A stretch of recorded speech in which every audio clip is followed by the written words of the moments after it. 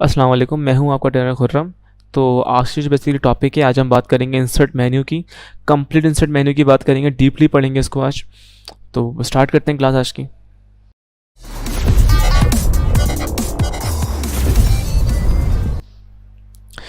तो यहाँ आप देख सकते हैं कि हमारे पास यहाँ पे कवर पेज शो हो रहा है। कवर पेज बेसिकली क्या होता है, जब पहले हम लोग पढ़ लेंगे आज पेज ग्रुप के बारे में कि पेज ग्रुप में बेसिकली क्या क्या होता है, कितने ऑप्शंस दिए हुए होते हैं। तो पेज ग्रुप में सबसे पहले आपके पास ऑप्शन आता है वो आता है कवर पेज का। कवर पेज बेसिकली क्या होता है, कवर पेज हमारे पास लाइक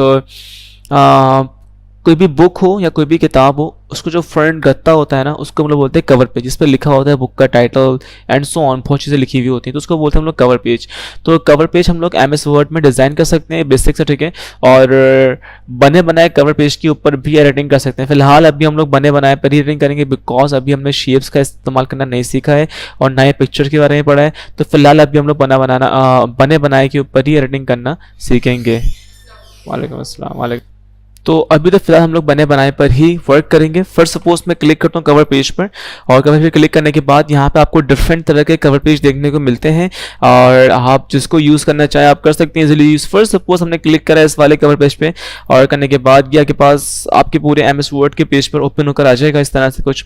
और देखिए इसमें शेप्स का इस्तेमाल हुआ है, इसमें टेक्स्ट बॉक्स का इस्तेमाल हुआ है, इसमें और भी फील्ड्स का इस्तेमाल हुआ है, और इसमें पिक्चर्स का भी इस्तेमाल हुआ है। इन केस अगर मुझे पिक्चर चेंज करनी है, मैं जस्ट सेलेक्ट करूँगा पिक्चर को, करने के बाद राइट क्लिक करूँगा पिक्चर के ऊपर, और यहाँ पे लिखा होता है change picture, you can see it.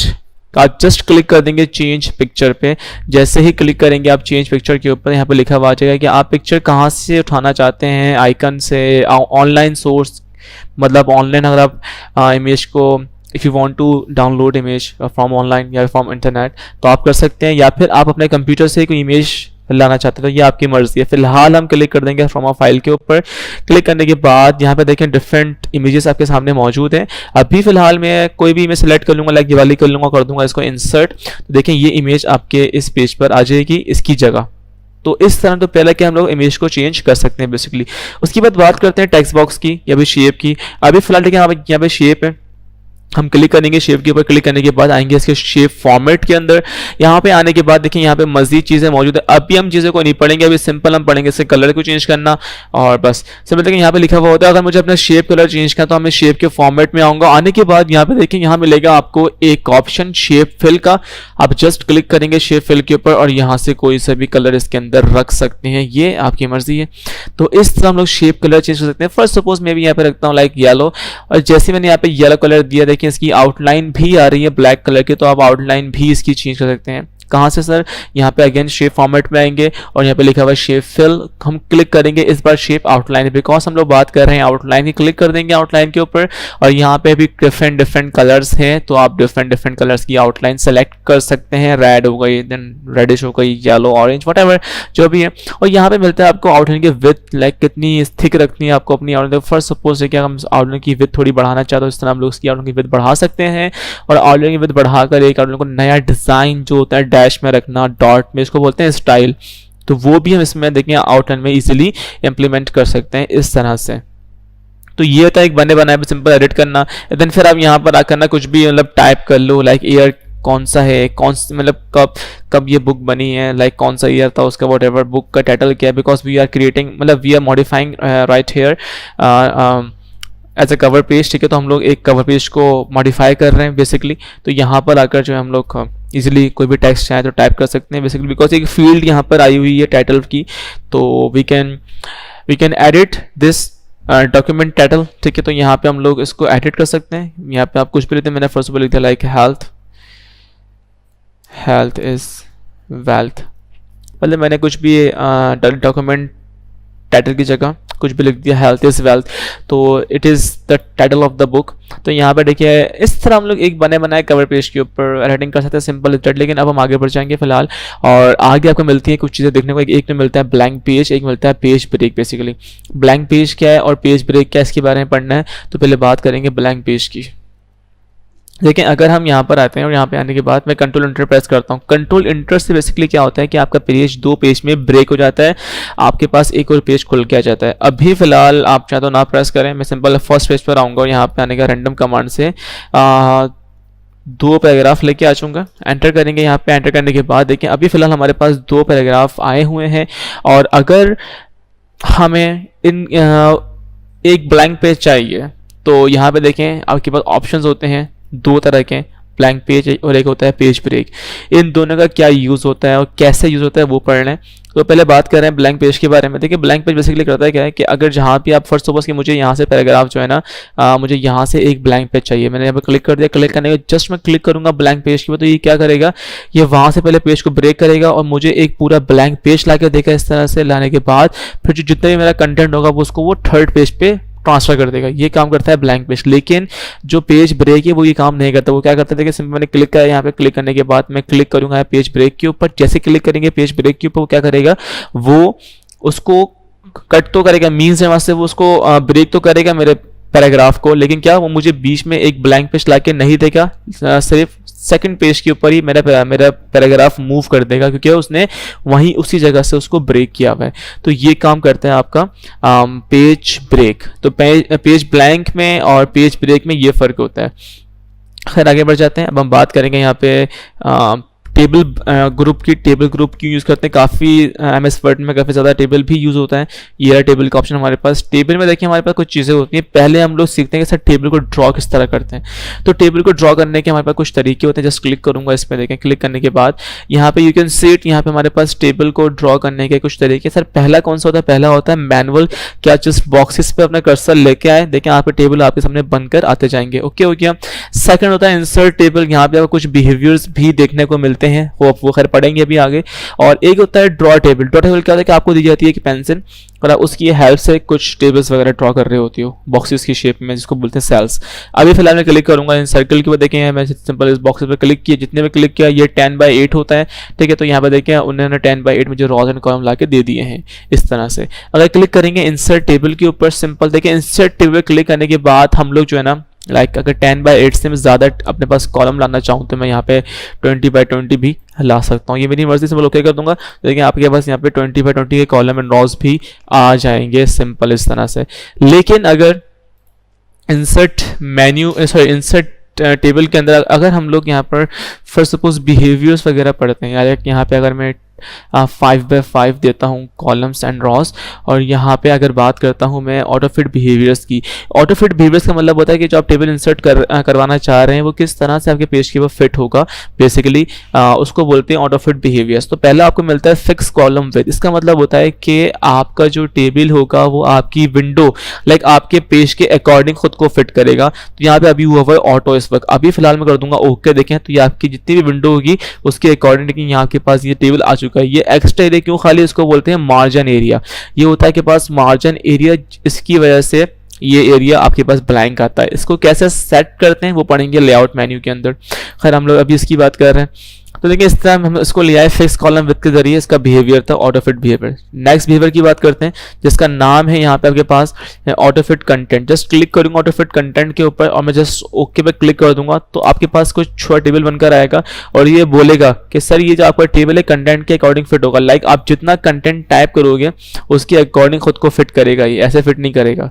तो ये content according to your content, जितना कंटेंट होगा उसके अकॉर्डिंग आपका ये टेबल अपने आप को फिट करता जाएगा बेसिकली। उसके बाद अगेन हमें यहाँ देखने को मिलता है ऑटो फिट टू विंडो। अच्छा, ऑटो फिट टू विंडो और फिक्स कॉलम विद में क्या फर्क है? दोनों में कोई फर्क नहीं है, ठीक है। फिलहाल अगर फिक्स कॉलम विद ऑटो हुआ है तो दोनों में कोई फर्क नहीं है, लेकिन अगर फिक्स कॉलम विद कोई एक स्पेसिफिक अमाउंट मिली हुई है, नंबर मिला हुआ है, रेशो मिला हुआ है, तो फिर फर्क है। फर्क क्या है? फिलहाल मैं अभी क्लिक करता हूँ विंडो के ऊपर, जस्ट ओके करूंगा तो जरा गौर से देंगे अगेन वही आपके पास जितने भी कॉलम्स है वो आपकी अकॉर्डिंग टू विंडो आएंगे जितनी आपकी विंडो है। लेकिन अगर जैसे ही हम लोग फॉर सपोज करें क्लिक करते हैं ऑटो फिट बिहेवियर पे और इसको कुछ एक स्पेसिफिक रेशो देते हैं और फिर जैसे ही ओके करते हैं तो जितना मैंने साइज दिया यहाँ पर एक कॉलम का, यही साइज मेरे हर कॉलम में आएगा। ओके कहूँगा, देखें यही साइज मेरे हर कॉलम में आया है। इस वक्त ये फिक्स कॉलम विद है, जो मैंने एक कॉलम की विद दी है वही सब कॉलम के लिए फिक्स हो चुकी है। तो ये बेसिकली फिक्स कॉलम विद हमारे MS वर्ड के पेज पे इस तरह से काम कर रहा होता है। अब हम जरा आगे बढ़ते हैं तो देखिए आगे आपको मिलता है एक ऑप्शन ड्रॉ टेबल का। इन केस अगर मैं क्लिक करता हूँ ड्रॉ टेबल के ऊपर तो देखिए आपके पास एक पेंसिल बनी हुई आ रही है पेज पे, देन आप जस्ट ड्रॉ करें इसको कुछ इस तरह से ताकि पास एक टेबल कंप्लीट ड्रॉ होकर आता जाएगा इस तरह से। तो ये खैर आपकी मर्ज़ी है, आप इसको इस तरह से ड्रॉ कर एक कंप्लीट टेबल ड्रॉ करवा सकते हैं अपने पेज के ऊपर, जिस तरह आपको ड्रॉ करवाना हो। It is all depend on you. अच्छा, उसके बाद अगर इसको हटाना है तो आप स्केप प्रेस कर दीजिए, आपकी पेंसिल हट जाएगी। दैन सेलेक्ट करें टेबल को। टेबल को डिलीट करने की शॉर्ट की क्या होती है, वो होती है शिफ्ट डिलीट। आप सिंपल डिलीट प्रेस मत कीजिएगा, आप प्रेस कीजिएगा शिफ्ट डिलीट, उसके साथ ही टेबल आपका डिलीट होगा, वरना डिलीट नहीं होता है। तो यहाँ पे टेबल को ड्रॉ करना सीख चुके हैं अभी हम लोग, ठीक है। अब हम बात करेंगे कि किस तरह से हम लोग जो है क्या कहते हैं टेबल के फॉर्मेटिंग टूल्स पर, ठीक है, और मजीद आगे हम लोग हमें पढ़ने हैं। लेकिन फिलहाल अभी हम बात करेंगे, लिखा हुआ है कन्वर्ट टेक्स्ट टू टेबल। यहाँ पे आप देख सकते हैं कन्वर्ट टेक्स्ट टू टेबल। अगर आपके पास कोई सिंपल टेक्स्ट लिखा हुआ हो पेज के ऊपर, उससे अगर हमने कन्वर्ट करना हो टेबल का, तो उसका क्या तरीकेकार होता है, बहुत सिंपल। देखिए, अगर मैं यहाँ पे लिखता हूँ सीरियल नंबर, और देखिए सीरियल नंबर लिखने के बाद अगर मुझे कोई और वर्ड लिखना है और चाहता हूँ कि वो अलग कॉलम में आए टेबल का, तो मैं यहाँ पे स्पेस पर प्रेस नहीं करूँगा, मैं प्रेस करूँगा टैब का बटन, क्योंकि मैं इन दोनों को सेपरेट कर रहा हूँ। मतलब ये अलग कॉलम में आएगा, वो अलग कॉलम में आएगा, तो इसलिए मैं इन दोनों को सेपरेट करूँ, तो इसलिए मैं यहाँ प्रेस कर रहा हूँ टैब का बटन। टैब का बटन प्रेस करने के बाद मैं यहाँ पे कर दूंगा फर्स्ट सपोज करें नेम, अगेन टैब का बटन प्रेस करूँगा और लिख दूंगा फर्स्ट सपोज करें सैलरी, ठीक है, सिंपल स्टार्ट। अब मेरे पास फिलहाल यहाँ पे 3 कॉलम है, और जैसे ही मैं एंटर करूंगा आगे बाद देखिए अब एक और रो आ चुकी है, ठीक है। और मैं यहाँ पर कुछ भी लिख दूंगा, लाइक अगेन टैब प्रेस करेंगे और यहाँ पे कुछ भी देंगे नाम, अगेन टैब प्रेस करूंगा, मैं यहाँ पे कुछ भी लिख दूंगा, कोई भी सैलरी। अगेन एंटर प्रेस करेंगे तो देखिए आपके अब 3rd रो आ चुकी है, ठीक है। इस तरह से अगेन टैब प्रेस किया मैंने उसामा, देन और उसके बाद यहाँ लिख दिया मैंने 1500। तो जस्ट आपको टैब प्रेस करना है। टैब से क्या होता है कि जो आपकी वैल्यू होती है वो एक अलग कॉलम में चली जाती है, और एंटर से क्या होता है कि जो आपकी वैल्यूज होती है वो एक अलग रॉस में आ जाती है। तो अभी मैंने फिलहाल यहाँ पे एक डेटा क्रिएट कर लिया, जस्ट सेलेक्ट करूंगा मैं इसको, करने के बाद टेबल पे जाऊंगा, इसको टेबल में कन्वर्ट करने के लिए जस्ट क्लिक कर दूंगा convert text to table. Click करने के बाद यहाँ पे बिहेवियर्स हम लोग पढ़कर आ रहे हैं, यहाँ आपकी मर्जी कोई से भी बिहेवियर अप्लाई कर लीजिएगा। रॉज एंड कॉलम मेरे पास 3 थे, लेकिन उसने उसको पिकअप कर लिया, क्या के बाद 3 कॉलम है और 3 रॉज हैं, और यहाँ पे हमने टैब के थ्रू सेपरेट किया अपना टेक्स्ट, उसने ये भी पिकअप कर लिया। अब जस्ट ओके पे क्लिक कर देंगे, आपका पूरा टेबल जो टेक्स्ट था वो टेबल में कन्वर्ट हो जाएगा इस तरह से। तो ये होता है convert text into table. I hope के समझ में आप लोग को आ गया होगा। खैर आगे बढ़ जाते हैं और अब बात करेंगे यहाँ पर हम लोग कोई एक्सेल स्प्रेडशीट। अच्छा, एक्सेल स्प्रेडशीट बेसिकली क्या होती है?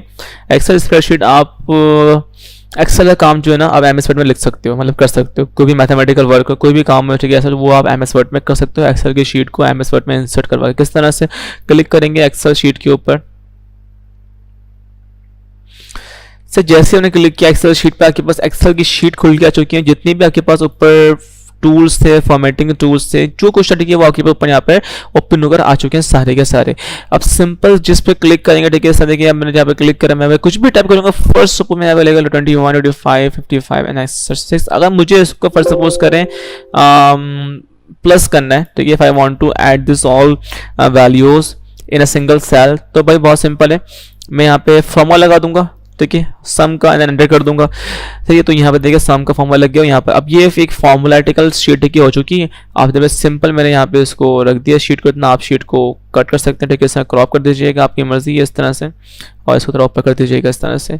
करने के बाद देखिए आप बहुत सिंपल है, देखिए अब आपने एक्सेल का काम कर लिया। फर्स्ट सपोज आप जस्ट बाहर डबल क्लिक करें, आप दोबारा एमएस वर्ड पे आ जाएंगे और एक्सेल का काम भी आपकी शीट पर मौजूद रहेगा। तो इस तरह से हम लोग एक्सेल का वर्क एमएस वर्ड पर इजीली कर सकते हैं। ये होता है आपके पास एक्सेल स्प्रेडशीट। और सेकंड जो लास्ट आपके पास ऑप्शन है इसका, वो है आपके पास quick table. Quick table basically आपके बने बनाए टेबल होते हैं जो कि एमएस वर्ड में बने हुए होते हैं with the help of table option. तो ये आपके पास सारे बने बनाए होते हैं, आप इसका यूज करके एक नया टेबल डिजाइन कर सकते हैं इजीली, ठीक है, या फिर आप इन्हीं के ऊपर चाहे तो काम करना आप लोग कर सकते हैं। आप इनको देख के खुद एक प्रैक्टिस कर सकते हैं टेबल की। फर्स्ट सपोज मैंने क्लिक किया इस वाले टेबल के ऊपर, तो देखिए ये आपके पास पूरा बना हुआ टेबल आ चुका है, ठीक है। आप चाहें तो उसको एडिट कर लीजिए, पॉइंट्स दीजिए, कुछ और लिख लीजिए, सिटी, टाउन, वट जो भी है, ठीक है, आप इसको एडिट कर सकते हैं फिलहाल। तो ये थे हमारे पास कुछ टेबल के बेसिक ऑप्शन, ठीक है, मैंने इसके बारे में आपको पढ़ाया एंड आई होप कि आपको समझ में आया हो। खैर आगे बढ़ जाते हैं। अब हम बात करेंगे यहाँ पे टेबल के कुछ फॉर्मेटिंग मेन्यूज के बारे में। डिजाइन मेन्यू, ठीक है, इसका एक होता है। फर्स्ट सपोज में यहाँ पे मैं कुछ टेबल लेकर आता हूँ ऑप्शन, ठीक है, लेने के बाद देखिए जैसे हम टेबल को इंसर्ट करते हैं तो हमारे पास यहाँ पे 2 मेन्यू ओपन होकर आते हैं। एक आता है टेबल डिजाइन, एक आता है लेआउट मेन्यू। तो पहले हम बात करेंगे डिजाइन मेन्यू के बारे में, उसके बाद बात करेंगे लेआउट मेन्यू के बारे में।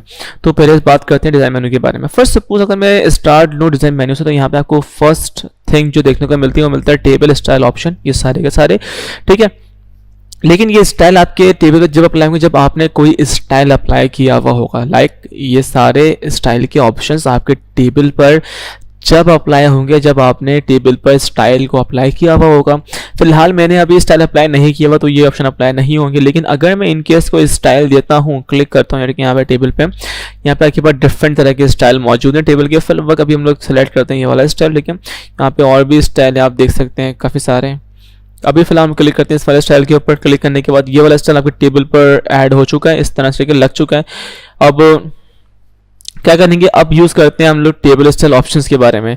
कि देखिए याद रहे, पहले मैं आपको समझा दूं, जब आपके पास टेबल की फर्स्ट रॉ आती है उसको बोलते हैं हम लोग हेडर रॉ, और जो टेबल का फर्स्ट कॉलम आता है उसे बोलते हैं हम लोग फर्स्ट कॉलम, और जो टेबल का लास्ट कॉलम आता है उसे बोलते हैं हम लोग लास्ट कॉलम, स्टाइल के ऑप्शन में, ठीक है। और जो हमारे टेबल के अंदर लास्ट रॉ आती है उसे बोलते हैं हम लोग टोटल रॉस।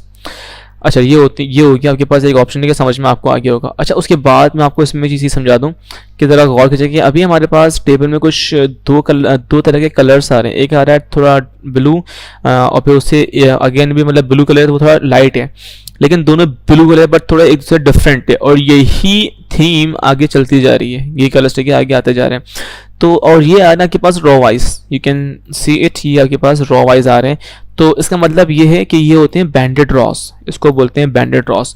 और अगर आपके पास कॉलम कुछ इस तरह से आते हैं, मैं दिखाऊँ आपको, इस तरह से आते हैं, वर्टिकल फॉर्म में आते हैं, तो इसको बोलते हैं बैंडेड कॉलम। बिकॉज फर्स्ट कॉलम का जो कलर है वो डिफरेंट है और सेकंड का डिफरेंट है, और फिर उसके बाद यही दोनों कलर आगे बढ़ते चले जा रहे हैं, ठीक है। इसको बोलते हैं बैंडेड कॉलम्स। तो मेरे ख्याल में मैंने आपको ऐसे समझा दिया है तो आपको समझ में आ गया होगा जो समझाया, ठीक है। मैंने आपको वही चीज़ यहाँ पे इम्प्लीमेंट हुई हुई है।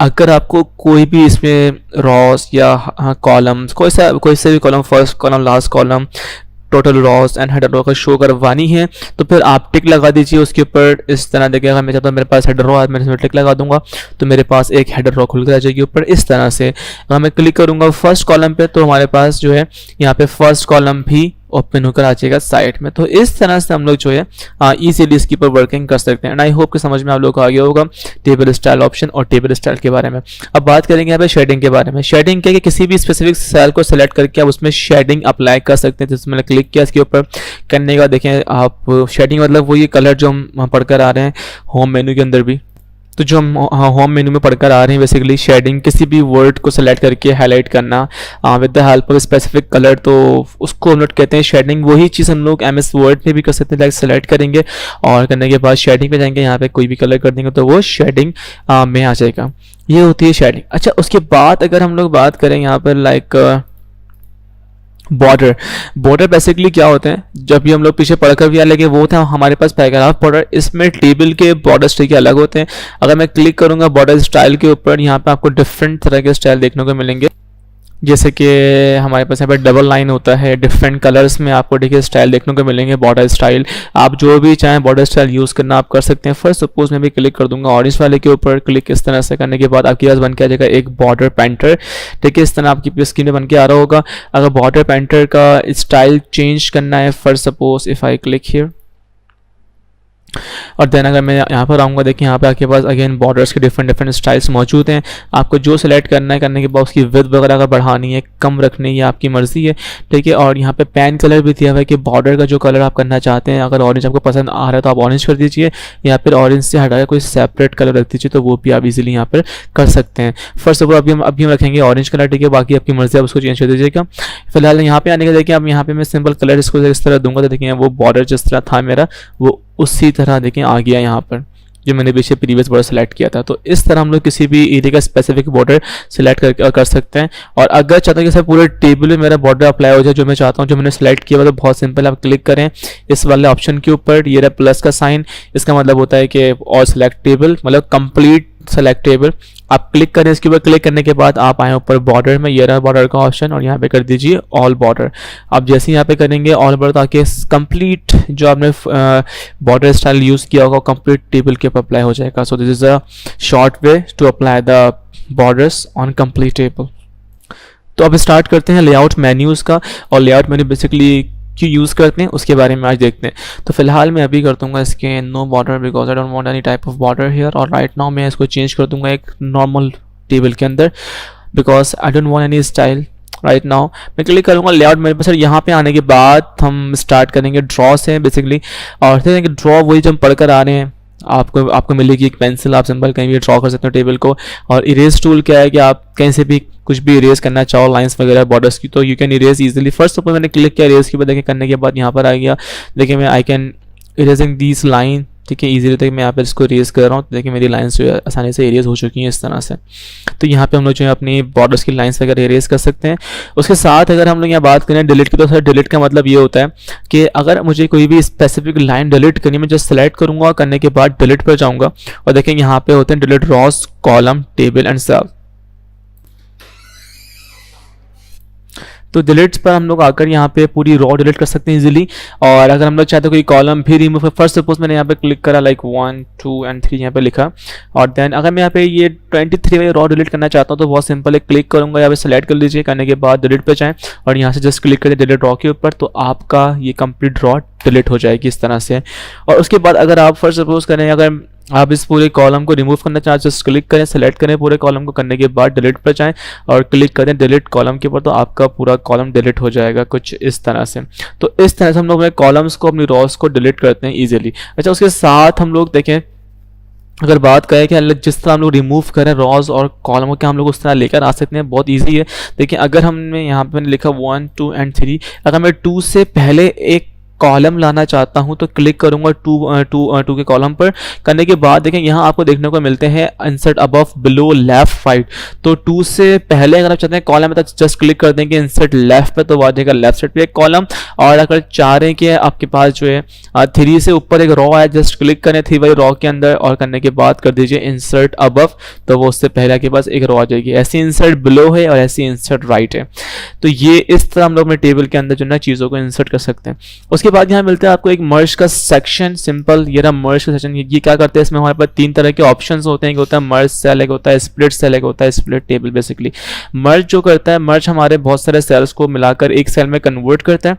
फर्स्ट सपोज मैंने बहुत सारे सेल्स को सेलेक्ट किया, more than one cell I selected, करने के बाद मैं जस्ट क्लिक कर दूंगा मर्ज सेल के ऊपर, तो ये क्या करेगा, इन सब सेल को एक सेल्स में कन्वर्ट कर देगा। सिंपल जस्ट क्लिक करेंगे, देखें तो क्या है कि सब सेल को एक सेल में कन्वर्ट कर दिया। करने के बाद और एक स्प्लिट सेल बेसिकली काम क्या करता है, स्प्लिट सेल आपके एक सेल को मल्टीपल सेल्स में कन्वर्ट करता है। फर्स्ट सपोज मैंने क्लिक किया इस सेल के ऊपर, करने के बाद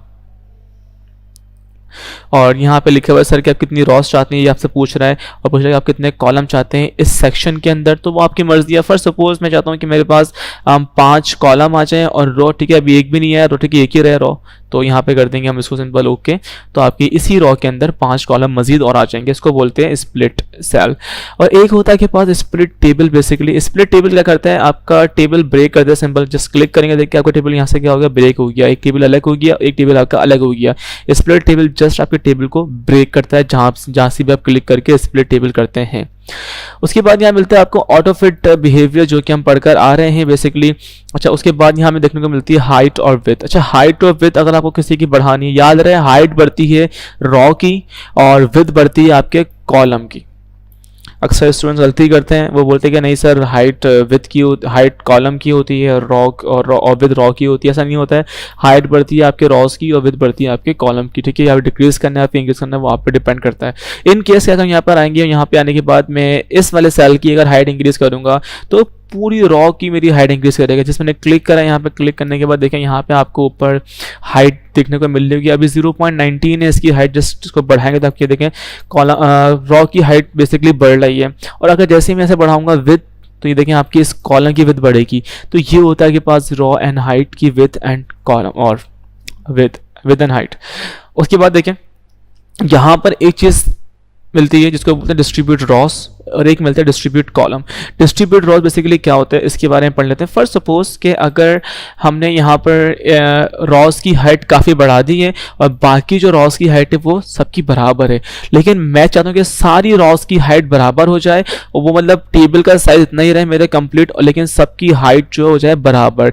तो जितना भी स्पेस होगा ना वो क्या करेगा, वो हर रॉस में डिस्ट्रीब्यूट कर देगा इक्वली। जस्ट क्लिक करूंगा यहाँ पे, पहले सेलेक्ट करेंगे कंप्लीट टेबल, उसके बाद क्लिक कर देंगे डिस्ट्रीब्यूट रॉस के ऊपर, तो वो कंप्लीट रॉस के अंदर आपके जो है ना स्पेस को डिस्ट्रीब्यूट कर देगा और आपके कंप्लीट रॉस के लिए मतलब वो टेबल जो है ना वो मतलब जो रॉज है आपकी उसकी हाइट सबकी बराबर कर देगा। इसको बोलते हैं आप लोग डिस्ट्रीब्यूट रॉज।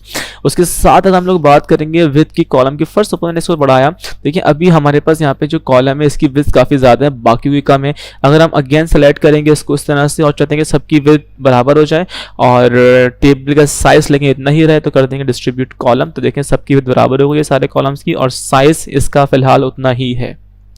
ये होता है distribute rows and column. Cell size ठीक है हमने पढ़ लिया। बात करेंगे अलाइनमेंट के बारे में। फर्स्ट सपोज यहाँ पर मैं इन केस एक सेल लेता हूँ, यहाँ पर लिखता हूँ 1।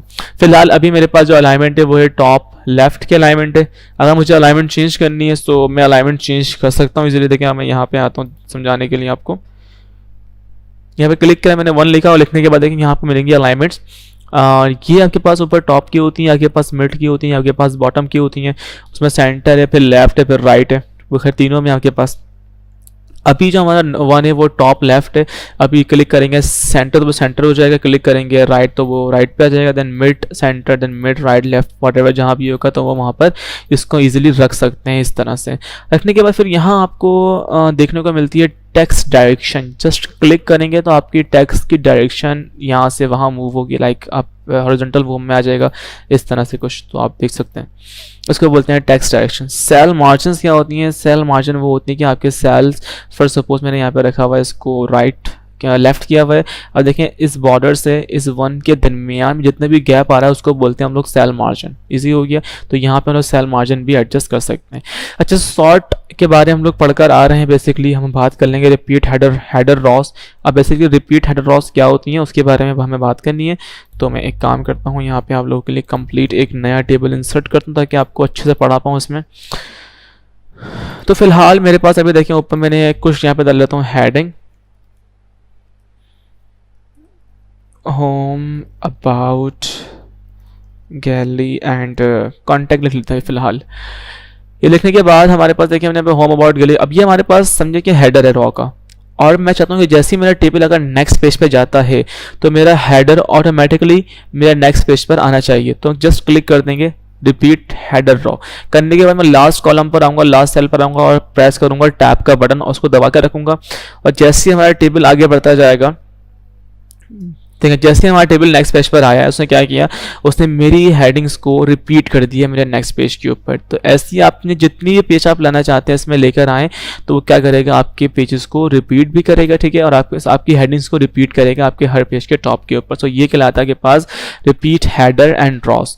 उसके बाद देखिए यहाँ पे आएगा कन्वर्ट टू टेक्स्ट। अगर फर्स्ट सपोज करें मैं यहाँ पे कुछ चीज़ें दोबारा वैसे कर देता हूँ और यहाँ पे मैं कुछ इस टेबल को फिलअप करता हूँ ना अपने पास से, लाइक मैंने कर दिया कुछ भी, हम यहाँ ठीक है फिलअप कर देते हैं, मसले की बात नहीं है, सिंपल इस तरह से करने के बाद अगर मुझे इस पूरे टेबल को एक नॉर्मल टेक्स्ट में कन्वर्ट करना है, जस्ट सेलेक्ट करूँगा यहाँ से सेलेक्ट ऑल। करने के बाद यहाँ पे जस्ट क्लिक कर देंगे कन्वर्ट टू टेक्स्ट। जैसे क्लिक करेंगे उसके बाद आपको बोलेगा सर कन्वर्ट टू टेक्स्ट में इसको करने के लिए आप क्या करें, आप मतलब एक कॉलम से दूसरे कॉलम को सेपरेट करने के लिए किस चीज़ का इस्तेमाल करना चाहते हैं आपकी मर्जी है। तो ये भी हम फिलहाल कर लेंगे टैब का इस्तेमाल। क्लिक किया टैब पे, यहाँ पे कर देंगे ओके। तो देखिए अब क्या किया उसने हर कॉलम को आपस में सेपरेट करने के लिए टैब का इस्तेमाल और टैब प्रेस कर दिया। अब देखिए एक नॉर्मल टेक्स्ट में हमारे पास ये आ चुका है। तो ये होता है हमारे पास एक नॉर्मल टेक्स्ट। उसके बाद लास्ट में हमें एक ऑप्शन मिलता है जिसको बोलते हैं हम लोग फार्मूला। फार्मूला भी बेसिकली हम लोग अपने टेबल के अंदर यूज़ कर सकते हैं इजीली। किस तरह से करेंगे उसको देख लेते हैं यहाँ पे। तो देखें इन केस अगर मुझे इन सारी अमाउंट को ऐड करना है तो मैं क्या करूँगा, मैं नीचे आऊँगा। नीचे आने के बाद अगर मुझे सबको ऐड करना है और ऐड करने के बाद ये सब अमाउंट क्या बन रही है कि उसका रिजल्ट मुझे यहाँ पे शो करे, तो मैं यहाँ पर क्लिक करूँगा। फार्मूला पे क्लिक करने के बाद देखें यहाँ पे आपको देखने को मिलता है एक ऑप्शन सम का। सम बेसिकली फार्मूला होता है, ठीक है, जिसको एक्सेल के अंदर भी यूज़ किया जाता है। ये सम करने के ऐड करने के काम आता है। अच्छा, इसमें ख़ास बात ये कि इसके ब्रैकेट में लिखा हुआ होता है अबव, यानी कि जितनी भी अबव की वैल्यूज़ है ना आप सिर्फ उन पर फोकस करो, तो उसको बोलते हैं अबव वैल्यू। अगर आपके पास वैल्यूज़ फर्स्ट उसके राइट पर तो आप यहाँ पे लिखेंगे राइट ब्रैकेट में। अगर आपके पास वैल्यूज़ लेफ्ट तो आप लिखेंगे लेफ्ट। तो ये आपकी मर्जी है। इसी तरह आप लोग सम के अलावा और फार्मूलाज भी क्लिक करेंगे यहाँ पे, लाइक एवरेज हो गया, काउंट हो गया, इफ़ हो गया, एल्स हो गया, ठीक है ना। तो यहाँ पे आप लोग मैक्सिमम मिनिमम तो जो भी फार्मूला चाहिए इस पर अप्लाई कर सकते हैं, ये आपकी मर्जी है। फिलहाल अभी हम सम पे रखेंगे, कर देंगे अबव और कर देंगे यहाँ से इसको ओके। तो देखिए यहाँ पे आपके पास इन सारी वैल्यू को ये ऐड कर देगा और यहाँ पे आपको जो आंसर होगा ला के दे देगा।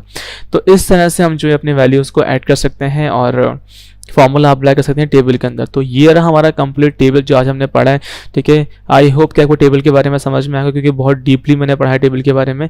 अब हम बात करेंगे पिक्चर्स के बारे में। हम पिक्चर बेसिकली हमारे पास एक ऑब्जेक्ट ही होता है, और हम पिक्चर्स का एमएस वर्ड में अलग अलग तरीके से इस्तेमाल करते हैं और अलग अलग जगह यूज़ करते हैं। कुछ लोग सीवी में अपनी पिक्चर्स लगाते हैं, तो वहाँ भी हम पिक्चर्स का ऑप्शन यूज़ कर रहे होते हैं। और हम पिक्चर्स ऑनलाइन और ऑफलाइन, मतलब कंप्यूटर से भी इंसर्ट कर सकते हैं और ऑनलाइन भी इंसर्ट करवा सकते हैं अपने यहाँ पे कंप्यूटर के अंदर एमएस वर्ड में। तो फिर इसको इंसर्ट करते हैं पेज पर। देखिए सिंपल क्लिक करेंगे पिक्चर पे करने के बाद यहाँ पे आपको मिलेंगी दो चीज़ें, दिस डिवाइस ऑनलाइन पिक्चर है। फिलहाल मैं भी क्लिक कर रहा हूँ दिस डिवाइस के ऊपर। क्लिक करने के बाद यहाँ पे भी कोई भी रैंडम से पिक्चर ले लेते हैं, सिंपल इस तरह से। अब लेने के बाद यहाँ पिक्चर देखिए क्या करेंगे भाई, बहुत सिंपल। यहाँ पे आपके पास पिक्चर आ चुकी है, और जब भी आप पिक्चर इंसर्ट करते हैं एमएस वर्ड पर तो वो खुद से मूव नहीं करती है। अगर आप क्लिक से भी उसको मूव करवाएंगे तो फिर भी वो मूव नहीं करेगी। क्योंकि उसकी जो बेसिकली रैप टेक्स्ट हुआ हुआ होता है ना, वो हुआ होता है इनलाइन विद टेक्स्ट। तो हम क्या करते हैं, उसके रैप टेक्स्ट में जाकर उसको स्क्वायर कर देंगे। तो फर्स्ट सपोज कैसे करेंगे सर, बहुत सिंपल। देखें यहाँ पर आप आएंगे इसके पिक्चर फॉर्मेट में, यहाँ पे आने के बाद आप क्लिक करेंगे रैप टेक्स्ट पे। क्लिक करने के बाद यहाँ कर देंगे इसको आप स्क्वायर फॉर्मेट के अंदर। जस्ट क्लिक करेंगे स्क्वायर के ऊपर, देखिए तो आपकी जो इमेज होगी वो एज अ स्क्वायर फॉर्मेट में आ जाएगी इस तरह। फिर आप जो है ना, आप इसको कहीं भी उठाकर जो है ना इजीली मूव करवा सकते हैं with the help of your mouse cursor. ये होगी पहला ऑप्शन। अब देखिए यहाँ पे आने के बाद जो पहला आपको मिलता है इसमें ऑप्शन, वो मिलता है रिमूव बैकग्राउंड का। अगर मैं क्लिक करूंगा रिमूव बैकग्राउंड के ऊपर, तो आप इमेज का कुछ एरिया एज अ बैकग्राउंड के तौर पर रिमूव कर सकते हो। फर्स्ट सपोज किस तरह, देखिए अभी हमारे पास यहाँ पे आते हैं दो ऑप्शन बनकर, एक होता है mark area to keep, mark area to remove, discard all changes and keep changes. Mark area to keep का मतलब होता है कि वो एरिया जो हमें रखना है, ठीक है, उनको हम मार्क करेंगे। और मार्क एरिया टू रिमूव का मतलब होता है वो एरिया जो हमें नहीं रखना उसको हम रिमूव कर देंगे। ओके हो गया। तो फर्स्ट सपोज कि अभी भी हमें जो एरिया रखना है, ठीक है, उसको हम सेलेक्ट कर लेते हैं। फर्स्ट सपोज मैंने क्लिक किया मार्क एरिया के ऊपर टू कीप वाले पे, और यहाँ पे देखिए इस तरह से हम इसको जो है ना कवर करेंगे। मुझे इसमें इतना हिस्सा रखना है तो मैं यहाँ पे इसको इतना इस तरह कवर कर रहा हूँ। जस्ट आपको वहाँ पे पेंसिल इस तरह से ड्रॉ करनी है जो एरिया आपको रखना है, जिस तरह अभी इस पर वर्किंग हो रही है सिंपल। अब देखिए जितना एरिया हमें रखना है उसको यहाँ पे इस तरह से मार्क कर लिया है, और कुछ एरिया भी रहेगी तो यहाँ भी उसको कर देते हैं मार्क। आप चाहते पहले इमेज थोड़ा जूम कर लीजिएगा ताकि आपके लिए आसानियों को दिखे आराम से ना प्रॉपर तरीके से, तो आप उसको आराम से रिमूव कर पाएँ। ये सब होने के बाद अब वो एरिया जो हमें नहीं रखना है, मार्क एरिया टू रिमूव, अब सर उस एरिया को हमें मार्क करना है। तो क्लिक कर देंगे नेक्स्ट वाले के ऊपर मार्क एरिया टू रिमूव पे, और फिर यहाँ पे इस तरह हम लोग जो है इसको कवर करेंगे। तो देखिए जो एरिया मुझे नहीं रखना है मैं उसको इस तरह से मार्क कर रहा हूँ, ठीक है। तो फिलहाल ठीक है अभी इतना ही रखते हैं। याद है इस पर हम लोग कोई मतलब एडवांस मोड में बैकग्राउंड रिमूव नहीं कर सकते हैं। आप सिंपली हम करेंगे बेसिक तौर पर, क्योंकि ये फोटोशॉप नहीं है, एमएस वर्ड है बेसिकली, इसका काम डॉक्यूमेंटेशन होता है।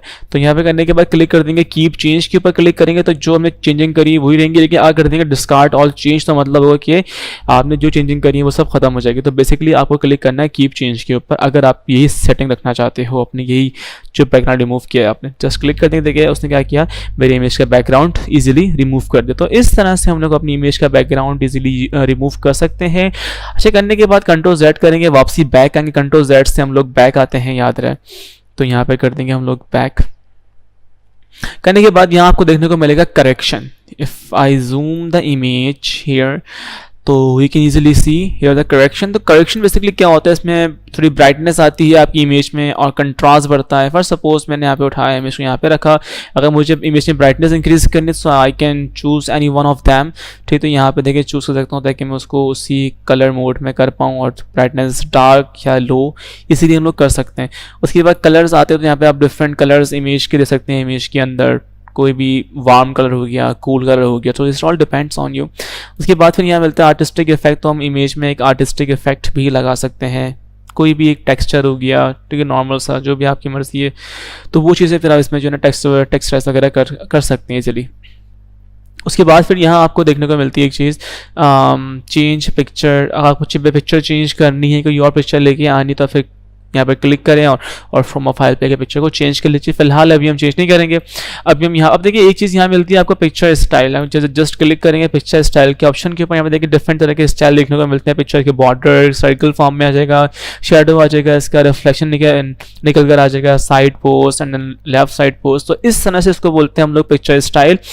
और ये स्टाइल आप लोग कस्टम भी अप्लाई कर सकते हैं। फर्स्ट सपोज कि मैं यहाँ पर आया, पिक्चर बॉर्डर पे गया, मैंने यहाँ पे दिए पिक्चर बॉर्डर ब्लैक कलर की दी, और देने के बाद मैंने यहाँ पे फर्स्ट सपोज मैंने वेट थोड़ा बढ़ा दिया बॉर्डर्स का, लाइक काफ़ी हैवी वेट करके कर दिया बॉर्डर्स का। करने के बाद मैंने वेट के साथ साथ जो है इसकी थोड़ी स्टाइलिंग भी कर दी, वेट की डैशेट लगा दी है, ठीक है, बॉर्डर्स में, ताकि देखने में थोड़ा अच्छा लगे। इस तरह देखें तो यहाँ पे देखें मैंने बॉर्डर्स ऐड करने ब्लैक कलर किया, उसमें उसका स्टाइल चेंज। तो यहाँ पे देखें मैंने इस तरह इसमें कस्टम वर्क किया, और ऐसे ही मैं इसमें इफेक्ट भी ऐड कर सकता हूँ। सिंपल क्लिक करूँगा इफेक्ट के ऊपर, देखें ये रहा आपके पास, आपको मिलता है पिक्चर इफेक्ट। प्रीसेट्स हैं, पिक्चर को बोल्ड करना है, बेवल करना है, ठीक है, वो कर सकते हैं आप। शेडो लगा सकते हैं पिक्चर के पीछे, रिफ्लेक्शन निकाल सकते हैं, ग्लो कर सकते हैं पिक्चर को, सॉफ्ट एज कर देंगे पिक्चर के साइड्स में तो सॉफ्ट एज बन के आ जाएंगे उसके। और बेवल करना है तो देखें यहाँ से आके आप थोड़ा इसको इस तरह बेवल मोड में कर सकते हैं, जो भी आप चाहें इस तरह से। 3D रोटेशन करनी तो देखें आप इस तरह 3D रोटेशन भी इजीली इसमें कर सकते हैं, देखें। तो सिंपल है, आपसे कि जिस तरह चाहे अपनी इमेज को यूज़ कर सकते हैं। ये आपके पास ऑलरेडी बने बनाए होते हैं, ये आपके पास कस्टम होता है, तो आप यहाँ पे कस्टम वर्क कर सकते हैं। ये हो गया पिक्चर लेआउट। बेसिकली अभी हम नहीं पढ़ेंगे, इसको पढ़ेंगे स्मार्ट आर्ट के साथ, तो अच्छे से और समझ में आएगा आपको। खैर, अच्छा, उसके बाद बात करते हैं यहाँ पे पोजीशन के बारे में। इससे पोजीशन क्या होता है कि आपकी ऑब्जेक्ट की इस पेज पे क्या पोजीशन होनी चाहिए, लाइक वो कहाँ पे होना चाहिए, तो वो ठीक है, वो आप उसको रख सकते हैं। फर्स्ट सपोज मैंने क्लिक किया पोजीशन के ऊपर, क्लिक करने का देखें यहाँ पे आपको डिफरेंट तरह की मिल रही है। ये होता है आपके पास लेफ्ट, आप देख सकते हैं, we have here left position, ठीक है, और यहाँ पे आपको सेंटर में लेके टॉप सेंटर, ठीक है, इस तरह। देन वो इस अगर पिक्चर को एकदम एग्जैक्ट पेज के सेंटर में लेके आना, तो यहाँ पे सेंटर और मिड में, तो यहाँ पे क्लिक कर देंगे इस तरह यहाँ पर अगर, तो ये लेआउट्स के उसको मिड और सेंटर में लेके आ जाएगा इस तरह, सिंपल इज दैट। तो यहाँ पे हम लोग इस तरह से पिक्चर का लेआउट बेसिकली उसकी पोजीशन कर सकते हैं यहाँ पर। रैप टेक्स्ट में क्या होता है कि स्क्वायर आता है, टाइट आता है, थ्रो आता है, top and bottom, behind the text and front of text. अगर फिर सपोज करें, मैं आपको यहाँ पे समझा देता हूँ इसके बारे में भी। अगर मैंने अपने पेज के ऊपर लाइक एक रैंडम कमांड से पैराग्राफ लिखा हुआ है, और जैसे ही मैं अपनी इमेज इस पैराग्राफ के ऊपर लिखे, देखें वो क्या कर रहा है, वो जगह छोड़ रहा है। बिकॉज क्योंकि अभी इस वक्त एक स्क्वायर फॉर्म में है, आप देख सकते हैं स्क्वायर फॉर्म में। इस वजह से अगर हम इसको थ्रू कर देंगे तो देखें वो फिर भी जगह छोड़ेगा, क्योंकि through and square and tight लगभग सेम काम करते हैं तीनों, square, tight and through, you can see it here. उसके बाद देखें एक होता है कि बस top and bottom. Top and bottom से मुराद क्या है, या तो पैराग्राफ टॉप पर आएगा इमेज का, या बॉटम पे आएगा। क्यों? क्योंकि जब भी हम टॉप एंड बॉटम करते हैं तो इमेज अपनी पूरी रॉस, ये पूरी रॉ मतलब पूरा कवर एरिया, ठीक है, ये कर लेता है, मतलब पूरे एरिया को रॉ वाइज कवर कर लेता है। तो इस वजह से यहाँ पे कोई स्पेस नहीं बचा, यहाँ पे कोई स्पेस नहीं बचा जहाँ पे वो पैराग्राफ आ सके। तो इस वजह से क्या पैराग्राफ या तो टॉप पर आएगा या फिर उसके बॉटम पर आएगा। उसके बाद एक होता है बिहाइंड द टेक्स्ट, एक होता है फ्रंट ऑफ टेक्स्ट। यानी कि इमेज अगर मैं कर दूंगा बिहाइंड द टेक्स्ट, तो इमेज आएगी आपके टेक्स्ट के पीछे आ जाएगी, और अगर मैं कर दूंगा इमेज को इन फ्रंट ऑफ टेक्स्ट, तो वो टेक्स्ट के ऊपर आएगी। ओके, हो गया। तो ये चीज़ होती है आपके पास रैप टेक्स्ट। अच्छा, एक होता है ब्रिंग फॉरवर्ड, एक होता है सेंड बैकवर्ड। इसको हम शेप्स में पढ़ लेंगे अच्छे से, बिकॉज शेप में अच्छे समझ में आ जाएगा आपको, वरना मुझे अभी एक पिक्चर लेनी पड़ेगी इस वजह से। अलाइनमेंट बेसिकली क्या होती है, अलाइनमेंट लेफ्ट करना हो, राइट करना हो। चलिए इसको पढ़ लेते हैं उस लगी बात है कि फिलहाल मैं अभी क्या करता हूँ, मैं यहाँ पे आता हूँ होम मेन्यू में, इंसर्ट में जाता हूँ, यहाँ पे एक पिक्चर लेके आता हूँ दोबारा, और कुछ 2 पिक्चर लेके आते हैं, इंसर्ट करवा लेते हैं यहाँ पर 2 पिक्चर्स। और इसका फॉर्मेट हम बेसिकली चेंज कर देंगे। अभी फ़िलहाल मैं इसे कर दूंगा रैप टेक्स्ट में जाके स्क्वायर, ताकि इजीली अपने आप को मूव कर पाए। और यहाँ पे आने के बाद साइज़ काफ़ी कम कर देंगे, काफ़ी ज़्यादा साइज़ से क्या भी हो रहा है पिक्चर का। बेसिकली यहाँ पे साइज़ ठीक है, हमने इसका कम कर दिया। और अब इसके ऊपर ठीक है वर्किंग करेंगे हम लोग। एक इमेज हमारे पास यहाँ पर है और एक इमेज हमारे पास यहाँ पर है। मैं अगेन डुप्लीकेट निकाल लूँगा दोनों की समझाने के लिए आपको। और एक इमेज मैं यहाँ रखूँगा, एक इमेज यहाँ रखी और एक इमेज मैंने फॉर सपोज यहाँ रखी। अब हमारे पास यहाँ पे कुछ इमेजेस मौजूद हैं, ठीक है, फॉर सपोज करें। और यहाँ पे अगर हम बात करते हैं लाइक अलाइनमेंट की ना, अलाइनमेंट में देखिए एक चीज़ आपको मैं दिखा दूँ। एक चीज़ हमें यहाँ मिलती है distribute vertically and distribute horizontally. इसका मतलब क्या होता है? इसका मतलब ये होता है कि आप जो है ना अपनी इमेजेस को डिस्ट्रीब्यूट करना चाह रहे हैं, उसके स्पेस को वर्टिकली और हॉरिजॉन्टली डिस्ट्रीब्यूट करना चाह रहे हैं, हॉरिजॉन्टली एंड वर्टिकली। तो फिर यहाँ पे हम क्या करेंगे भाई, बहुत सिंपल। अच्छा, उससे पहले हम लोग ये पढ़ लें अलाइनमेंट क्या होती है। Alignment left, right, centre and top, middle, bottom. तो फर्स्ट सपोज करें मैं यहाँ पे आता हूँ, थोड़ा जूम आउट करता हूँ और सारी इमेजेस को एक साथ सेलेक्ट करता हूँ। कंट्रोल की कंट्रोल प्रेस करेंगे और हर इमेज पे क्लिक करें तो आपकी हर इमेज एक साथ सेलेक्ट हो जाएगी। इस तरह से होने के बाद फिर आप जो है अलाइनमेंट पे हम लोग आने के बाद मैं अलाइन अगर लेफ्ट करूँ तो सारी इमेजेस मेरी एग्जैक्ट पोजीशन के अंदर लेफ्ट साइड पे अलाइन हो जाएंगे कुछ इस तरह से। और अगर मैं इमेज को अलाइन सेंटर करता हूँ तो मेरी सारी इमेजेस सेंटर में अलाइन हो जाएंगे कुछ इस तरह से। ओके, तो फर्स्ट सपोज कि अगर मैंने इमेजेस का थोड़ा गैप वगैरह बढ़ाया हुआ है साइड में, इस तरह किया वट जो कुछ भी किया हुआ, थोड़ा साइज मतलब डिस्टेंस थोड़ा ज्यादा दिया किसी इमेज में, किसी में थोड़ा कम दिया है, तो अगर मैं इसको डिस्ट्रीब्यूट वर्टिकली करूंगा तो क्या होगा कि वो अपने डिस्टेंस को, जो इमेज के बीच में डिस्टेंस आ रहा है, वो इजीली अच्छे से कवर अप कर लेगा। ये कुछ इस तरह देखें, ये देखें तो क्या किया उसने हर इमेज के दरमियान में इक्वल डिस्टेंस प्रोवाइड कर दिया। तो ये होता है डिस्ट्रीब्यूट वर्टिकली, और यही होता है डिस्ट्रीब्यूट हॉरिजॉन्टली। अगर आपकी इमेज रो वाइज सॉर्ट हुई हुई है तो फिर उसमें वो आप यूज करेंगे डिस्ट्रीब्यूट हॉरिजॉन्टली। उसके बाद यहाँ मिलता है आपको ग्रुप बेसिकली अगर आप चाहते हैं आप इन सबको इमेज को एक ही ग्रुप में रखना चाह रहे हैं, एक ग्रुप करना चाह रहे हैं कि जब भी क्लिक करें किसी भी इमेज पे तो सारी इमेज एक साथ सेलेक्ट हो जाए, तो आप सेलेक्ट करें। तो फर्स्ट ऑफ अभी हम दो इमेज को सेलेक्ट करते हैं, इन दोनों को ग्रुप में करते हैं। मैंने सेलेक्ट किया, दो इमेज को क्लिक करा, ग्रुप पे जस्ट ग्रुप पे क्लिक कर दिया इस तरह। तो उसने क्या किया, उसने मेरी दोनों इमेज को सेलेक्ट कर लिया और ग्रुप में कर दिया कुछ इस तरह से। तो हम ग्रुप में हर इमेज को कर सकते हैं इजीली। उसके बाद रोटेट अगर करना हो तो रोटेट पे क्लिक करेंगे, यहाँ पे देखिए इजीली रोटेट हम लोग इमेजेस को कर सकते हैं 90 डिग्री। एक होता है फ्लिप वर्टिकल, एक होता है फ्लिप हॉरिजॉन्टल। अगर मैं क्लिक करूंगा फ्लिप वर्टिकल पर देखें जो ऊपर का एरिया का इमेज का वो नीचे आ जाएगा, जो नीचे का एरिया का इमेज का वो ऊपर चला जाएगा। और अगर क्लिक करेंगे फ्लिप हॉरिजॉन्टल के ऊपर तो उससे क्या होगी, इमेज जो लेफ्ट एरिया का वो राइट पे आ जाएगा, जो राइट एरिया का वो लेफ्ट पर हो जाएगा। इसको बोलते हैं फ्लिप हॉरिजॉन्टल एंड वर्टिकल। उसके बाद अगर हम बात करते हैं इमेज के क्रॉप वाले ऑप्शन की, जस्ट सिंपल मैंने क्लिक किया क्रॉप के ऊपर तो देखिए इमेज में क्रॉप में ऊपर ऑप्शंस आ चुके हैं। जिस तरह अगर मैं इमेज को कट आउट करूंगा इस तरह देखिए तो क्या उसने क्या किया, इमेज का इतना एरिया, जितना एरिया फिल वक्त अभी इमेज का आपको शो हो रहा है उतना एरिया ही आएगा एंटर करने से, और जितना एरिया शो नहीं हो रहा है, जितना एरिया ग्रे है थोड़ा, वो एरिया आपके पास नहीं आएगा आपके पेज पर। देखिए इस तरह उसने क्या किया, उतने एरिया में इमेज को क्रॉप कर दी। तो ये होता है क्रॉप का ऑप्शन बेसिकली हमारे पास। सेकंड चीज क्या है, अगर इमेज को किसी शेप के फॉर्म में क्रॉप करना है तो मीन्स अगर मैं क्लिक करूंगा क्रॉप शेप पे जाकर, तो अगर मुझे इमेज को करना है किसी शेप की फॉर्म में क्रॉप, तो फर्स्ट सपोज मैं फिलहाल अभी इस वक्त ले लूंगा एक शेप ये वाला, मल्टीप्लाई फॉर्म में क्लिक करेंगे, इसके बाद देखें तो आपकी इमेज उसी शेप में क्रॉप हो जाएगी। तो इस तरह भी अपनी इमेजेस को क्रॉप किया जा सकता है इजीली। और एक होता है आपके पास यहाँ पे विड्थ और हाइट, जो कि आप इन पॉइंट्स की हेल्प से भी बढ़ा सकते हो विड्थ हाइट और कम कर सकते हो, और फिर चाहो तो यहाँ पे इसकी हेल्प से भी एरोज दिए हुए होते हैं, ऊपर आपकी हाइट्स होती है, नीचे इसकी विड्थ होती है, तो यहाँ से भी इसको इंक्रीज और डिक्रीज हम लोग इजिली कर सकते हैं अपनी इमेज को। तो ये था एक इमेज का कॉन्सेप्ट एंड आई होप कि आपको समझ में आ गया हो कि इमेज को कैसे यूज किया जाता है बेसिकली। और अब हम चलते हैं नेक्स्ट टॉपिक की तरफ जिसका नाम है हमारे पास इंसर्ट मेन्यू में शेप। बेसिकली शेप का एमएस वर्ड में बहुत ज़्यादा यूज़ होता है, और कैसे यूज़ होता है इसको अभी हम पढ़ लेते हैं। फर्स्ट सपोज मैंने क्लिक किया शेप पे, और क्लिक करने के बाद मैंने कोई शेप लिया, लेने के बाद मैंने यहाँ पे इसको जस्ट सिंपल ड्रॉ कर दिया। ड्रॉ करने के बाद यहाँ पे अब हम शेप के फॉर्मेट मेन्यू में आएंगे। देखें याद रहे जब भी आप कोई भी शेप कोई भी ऑब्जेक्ट ड्रॉ करेंगे तो उसका एक एक्स्ट्रा मेन्यू खुलकर आता है जिसके जरिए आप लोग उस शेप को फॉर्मेट एडिट कर सकते हैं मजीद। और अब भले वो शेप हो या स्मार्ट आर्ट हो या आपका चार्ट हो या फिर कोई भी ऐसी चीज़ हो जो कि ऑब्जेक्ट से लिंक करती है, तो उसका एक अलग मेनू खुलकर लाजमी आता है ताकि आप उसको एडिट कर पाओ। अब यहाँ पे आने के बाद देखें यहाँ पे हमें देखने को मिलता है फर्स्ट इनका कि इंसर्ट शेप का ग्रुप। इसमें आप चाहें तो और शेप लेके इंसर्ट करवा सकते हैं, फिलहाल अभी ये नहीं पढ़ेंगे, ये सिंपल है, क्लिक किया ड्रैग एंड ड्रॉप किया। उसके बाद यहाँ मिलता है आपको एडिट शेप का ऑप्शन, जस्ट क्लिक करेंगे। इस पर क्लिक करने के बाद पहले मिलेगा चेंज शेप, यानी कि जो आपने शेप बेसिकली ड्रॉ किया है अपने पेज के ऊपर, अगर आप इस शेप को किसी और शेप में कन्वर्ट करना चाहते हैं तो आप कर सकते हैं। इसको बोलते हैं चेंज शेप। जो सिंपल क्लिक करेंगे चेंज शेप के ऊपर, और देखिए इजीली अगर फर्स्ट सपोज मैं क्लिक करूँ इस वाले शेप पे, तो देखिए मैंने क्या किया, मैंने इसको उस शेप में कन्वर्ट कर दिया। तो क्या है कि हम एक ड्रॉ हुए शेप को किसी और शेप में कन्वर्ट इजीली कर सकते हैं, इसको बोलते हैं चेंज शेप।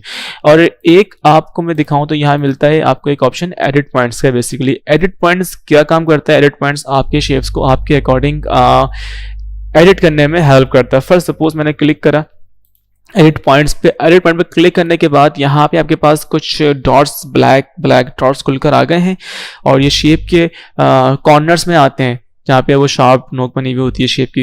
अब देखिए यहाँ पे मैं क्लिक करूंगा इस वाले डॉट पे, देखें आपको मजीद डॉट आपको और मिलेंगे व्हाइट कलर के। इससे क्या होता है, इससे आपका जो है ना शेप बेसिकली एडिट होता है। मैं सिंपल क्लिक करा इस ब्लैक वाले डॉट के ऊपर और मजीद फिर मैं सिंपल ऐसे एडिट कर सकता हूँ। देखें कुछ इस तरह से समथिंग क्लिक करूंगा इस वाले ब्लैक डॉट पे, देखिए आगे मजीद व्हाइट डॉट और खुल के आ जाएंगे, तो मैं इस तरह से इसको मजीद और एडिट कर सकता हूँ। तो बस बेसिकली इसका इतना काम होता है कि आपके डॉट आपके शेप को एक नया शेप देने में हेल्प करता है, इसलिए इसको बोलते हैं हम लोग एडिट पॉइंट। ओके हो गया। नेक्स्ट हम लोग यहाँ पे शेप ड्रॉ कर देते हैं भाई। करने के बाद यहाँ हमारे पास एक शेप आ चुका है। अच्छा, उसके बाद यहाँ पे हमारे पास एक ऑप्शन और होता है, एडिट पॉइंट के नीचे ही होता है, जिसको बोलते हैं draw text box. Text box basically यहाँ से नहीं पढ़ेंगे, हम लोग पढ़ेंगे इंसर्ट मेन्यू में। जब हम लोग थोड़ा आगे आएंगे यहाँ पे ये रहा एक टेक्स्ट बॉक्स का ऑप्शन, ठीक है, यहाँ पे पढ़ेंगे इसको। अभी फिलहाल शेप के बारे में बात करें तो सिंपल शेप को चलाएंगे आगे। देखिए शेप पे क्लिक किया मैंने। क्लिक करने के बाद अगर मुझे शेप पे कोई स्टाइलिंग वगैरह करनी है, कुछ भी शेप फिल करना है, शेप आउटलाइन देनी है, शेप इफेक्ट प्रोवाइड करना है, तो वो सब मैं यहाँ से कस्टम लिख कर सकता हूँ। लेकिन कुछ बने बनाए आपको यहाँ देखने को मिलते हैं। सिंपल क्लिक करें यहाँ पे, देखें तो कुछ ये आपको बने बनाए मिलेंगे। शेप, कलर, वट जो भी है, देखें उसका पीछे इंपैक्ट पड़ रहा है, शेडो आ गया शेप के पीछे, एक कलर चेंज हो गया इसका। लेकिन अगर आप चाहते कि नहीं सर हमें खुद एक क्रिएट करना है, मतलब एक खुद से शेप को मॉडिफाई करना है या फिर कस्टमाइज करना है, तो फिर क्या करेंगे, आप शेप फिल पर आएंगे। आने के बाद कोई भी रैंडम कलर देना। फर्स्ट सपोज मैंने क्लिक करा ऑरेंज कलर के ऊपर, यहाँ पे ऑरेंज कलर भी और भी डिफरेंट कलर्स यहाँ मौजूद, ठीक है। लेकिन ऐसा कलर जो यहाँ पे मौजूद नहीं है, लेकिन वो आपको बेसिकली चाहिए, तो क्या करेंगे फिर आप फिर क्लिक करते हैं, यहाँ पे लिखा हुआ है मोर फिल कलर। फिर अब यहाँ पे क्लिक करते हैं। क्लिक करने के बाद फिर यहाँ पे इसको आपके पास ऑप्शन खुल के आता है कलर्स का। यहाँ पे दो तरह के कलर्स होते हैं, एक होता है स्टैंडर्ड, एक होता है कस्टम। अभी हम पहले बात करेंगे कस्टम की। कस्टम बेसिकली क्या होता है, कस्टम में आप अपनी अकॉर्डिंग कोई भी कलर चूज कर सकते हो, उसको हाईलाइट कर दो, उसको डार्क कर दो, ग्रे, लाइक टिन होता है एक कलर, एक टून मोड होता है कलर का, तो एक ग्रे मोड होता है। तो इस तरह आप देखिए अपने कलर्स को जो चाहे उस मोड में कन्वर्ट कर सकते हैं। यहाँ से ग्रे, यहाँ से कलर्स की लाइटनेस और डार्कनेस आप बढ़ा सकते हैं, यहाँ से कोई कलर सेलेक्ट कर सकते हैं और वो कलर यहाँ पे बनकर आएगा न्यू वाले सेक्शन के अंदर इस तरह से। और बेसिकली हम लोग कलर मॉडल जो यूज कर रहे हैं वो कर रहे हैं आरजीबी कलर मॉडल। आरजीबी का मतलब होता है रेड, ग्रीन, ब्लू बेसिकली, क्योंकि देखें आरजीबी कलर से ही 16 मिलियन कलर्स ठीक है बनते हैं बेसिकली। याद रहे आप लोगों को, ये काफी इंपॉर्टेंट बात है। आरजीबी कलर को मिला के 16 मिलियंस कलर बनते हैं हमारे पास। आर मतलब रेड, ग्रीन, जी मतलब ग्रीन एंड बी मतलब ब्लू कलर, इस तरह से। फिलहाल अभी ये हमारे टॉपिक नहीं है, हम आएंगे स्टैंडर्ड पर।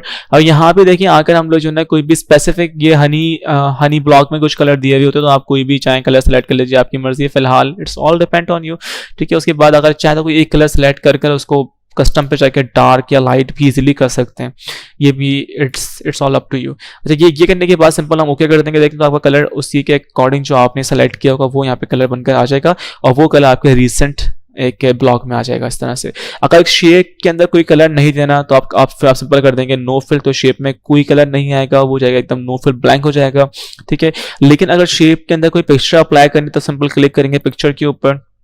करने के बाद कहाँ से करनी है, ऑनलाइन करनी है, फिर अपने कंप्यूटर, सिंपल अभी कंप्यूटर से कर लूँगा, क्लिक करूँगा कंप्यूटर के ऊपर लाइक फ्रॉम अ फाइल पर क्लिक करने के बाद यहाँ पे आपके पास बहुत सारी पिक्चर्स आपको देखने को मिलती है। तो फर्स्ट सपोज मैं अभी सेलेक्ट कर लूँगा इसमें से लाइक ये वाली पिक्चर एंड कर लूँगा इसको यहाँ पे इंसर्ट। जैसे इंसर्ट करेंगे देखिए आपके पास वाली पिक्चर आपके शेप में आ चुकी है, सिंपल इस तरह से कुछ। तो देखिए हम एक शेप के अंदर कोई एक इमेज को भी इंसर्ट करवा सकते हैं, बट सर जब हमारे पास यहाँ पे इंसर्ट मेन्यू में एक पिक्चर का ऑप्शन दिया हुआ है तो हम फिर शेप के अंदर इमेज को लेकर क्यों आ रहे हैं, उसका पर्पस क्या है। देखिए उसका पर्पस बेसिकली ये होता है, इसका एक बहुत खास पर्पस है। इसका पर्पस ये है कि हम अगर पिक्चर सिंपल यूज करेंगे, पिक्चर को इंसर्ट करने के, तो उसमें हम लोग ऑफसेट्स का इस्तेमाल नहीं कर सकते, ऑफसेट एक्स, लेफ्ट, राइट, ये जो होता है टॉप बॉटम। लेकिन अगर हम शेप्स के जरिए इमेज को लेके आते हैं तो इसमें हम लोग ऑफसेट्स का इस्तेमाल कर सकते हैं। फर्स्ट सपोज कैसे, इसकी एग्जांपल मैं आपको दिखाऊं तो मैं यहाँ पे देखें, अभी मेरे पास फिलहाल ये वाली इमेज मौजूद है, ठीक है। मैं इसको यहाँ पे रखता हूँ। ये जो इमेज है मेरे पास ये शेप के थ्रू आई है, ठीक है ना। और मैं अभी यहाँ पे एक और इमेज इंसर्ट कर रहा हूँ जो कि सिंपल इमेज होगी। I will show you here. और यहाँ पे हम इसको थोड़ा स्क्वायर कर देंगे ताकि ये मूवेबल हो जाए। यहाँ पे इन फ्रंट ऑफ टेक्स्ट कर देते हैं। करने के बाद साइज थोड़ा मैं इसका कम कर दूंगा फिलहाल, इसको उठा के यहाँ पे रहेगा। अब देखें यहाँ पे हमारे पास दो इमेजेस मौजूद हैं, एक ये है और एक हमारे पास इमेज ये है। दोनों में बहुत फर्क है। मैं इस इमेज को अंदर रहते हुए शेप के स्ट्रेच कर सकता हूं और ये ओवरफ्लो नहीं करेगी शेप के बाहर, लेकिन इस इमेज को मैं स्ट्रेच नहीं कर सकता। एग्जांपल दिखाऊं, देखिए मैं इस वाली इमेज पे जो कि शेप के ऊपर है, ये वाली इमेज, मैं जस्ट राइट क्लिक करूंगा और इसके क्लिक करूंगा मैं फॉर्मेट शेप के ऊपर। फॉर्मेट शेप पे क्लिक करने का देखिए हम आएंगे अपने इस पेंट बकेट टूल में, आने के बाद फिल पे क्लिक करेंगे। क्लिक करने के बाद देखिए जैसे ही हम थोड़ा बॉटम पर आते हैं, बॉटम साइड पे ये देखें यहाँ आपको देखने को मिलता है offset left, right, top and bottom. इसका मतलब क्या है, इसका मतलब ये है कि आप अपनी इमेज को शेप के अंदर ही स्ट्रेच थोड़ा मतलब बड़ा कर सकते हो कहीं से भी चाहो, left right top bottom. First suppose मैं इंक्रीज करता हूँ लेफ्ट साइड से, ठीक है। देखिए जिस तरह मैं लेफ्ट साइड से गौर करें, जिस तरह मैं लेफ्ट से उसकी वैल्यू माइनस में लेके जाऊँ, देखिए वो उतनी अपने आप को स्ट्रेच कर रही है, लेकिन क्या वो शेप से बाहर नहीं निकल रही है। ये चीज आप गौर करें कि वो शेप से बाहर नहीं आ रही है, वो शेप के अंदर ही खुद को स्ट्रेच की जा रही है। आप चाहे राइट से करें, आप चाहे टॉप से करें, आप चाहे बॉटम से करें, ये आपकी मर्जी है। इस तरह देखें। और लेकिन ये वाला फंक्शन इस नॉर्मल पिक्चर मोड में नहीं होता है। आप देखें, खुद देखें, मैंने राइट क्लिक करा पिक्चर पे, फॉर्मेट शेप पिक्चर पे गया, खुलकर आ गया। अगेन वही पेन बकेट टूल पे जाएंगे, देखें फिल पे क्लिक करेंगे, ये वाला ऑप्शन यहाँ पे आपको नहीं देखने को मिलता है। बिकॉज क्यों? क्योंकि ये एक पिक्चर है, इस वजह से।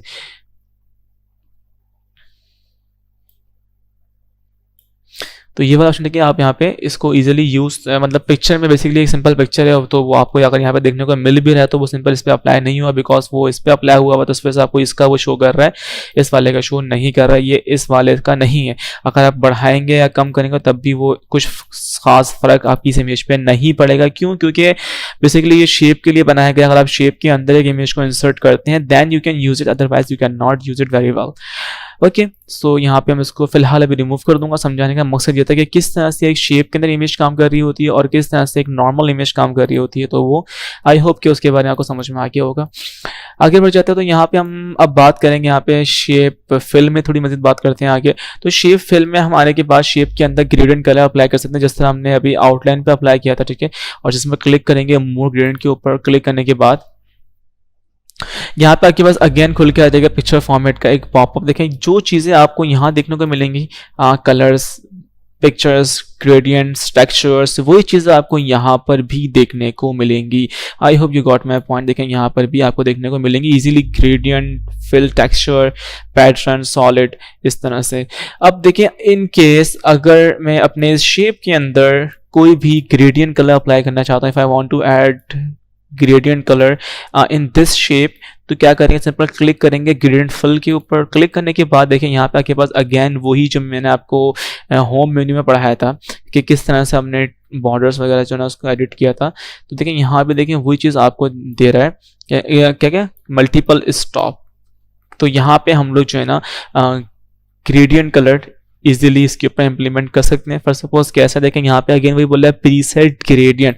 क्लिक करेंगे, क्लिक करने के बाद देखिए यहाँ पे वही सेम चीज़ें आके डिफरेंट तरह के कलर्स आपको देखने को मिलेंगे। जस्ट क्लिक करें आप, यहाँ पे देखिए वो कलर यहाँ पे जो इन्होंने पहले से सेट करे हुए हैं वो यहाँ पे आपके पास शेप के अंदर सेट हो जाएंगे। लेकिन जैसे हम क्लिक करेंगे टाइप पर, तो यहाँ पे अभी फिलहाल जो मैंने शेप की टाइप सेलेक्ट करी हुई जो बाय डिफॉल्ट हुई वो हुई रेडियल, लेकिन आप क्लिक करें लीनियर पे, देखिए आपका कलर लीनियर मोड में आ जाएगा। Sir radial, linear, rectangular path क्या होता है मैं आपको समझाता हूँ। जिस तरह मैंने यहाँ पे क्लिक किया स्टॉप पे, मैंने यहाँ पे first suppose red colour select कर लिया, करने के बाद मैंने यहाँ पर सेलेक्ट कर लिया एक येलो कलर, और यहाँ पे सेलेक्ट कर लेते हैं भाई एक ब्लू कलर, इस तरह से। अभी देखिए मेरे पास जो कलर है वो रेड है, येलो है, ब्लू है। वो किस तरह जा रहा है, वो डायगोनल शेप में जा रहा है। याद रहे जब भी आप लीनियर टाइप लेते हैं कलर की तो उसकी तीन तरह की टाइप होती है, एक होती है हॉरिजॉन्टल, वर्टिकल और डायगोनल। मैं दिखाता हूँ, मतलब इसको बोलते हैं डायरेक्शन कलर्स की। तो जैसे अभी मैंने यहाँ पे सेलेक्ट किया है लीनियर, और मैं आता हूँ अपने डायरेक्शंस के अंदर, तो देखिए यहाँ पे आपके पास कुछ इस तरह से आपको देखने को मिलेगा कलर जो कि आपको विजिबल कर रहा है आपके शेप के ऊपर। ओके हो गया। लेकिन जैसे आप चेंज करते हैं अपने कलर्स को, करते हैं रेडियल, तो फिर वो सर्कल मोड में आ जाता है, ठीक है, इस तरह से कुछ। तो फिर वो आपको कलर आपका सर्कल मोड में दिखाई देता है। और अगर जैसे आप चेंज करते हैं रेक्टेंगुलर, तो फिर वो आपको रेक्टेंगुलर शेप में शो करता है कलर्स आपके। और ऐसे ही लास्ट पैथ, तो पैथ सिंपल लास्ट पैथ की कोई डायरेक्शन नहीं होती है।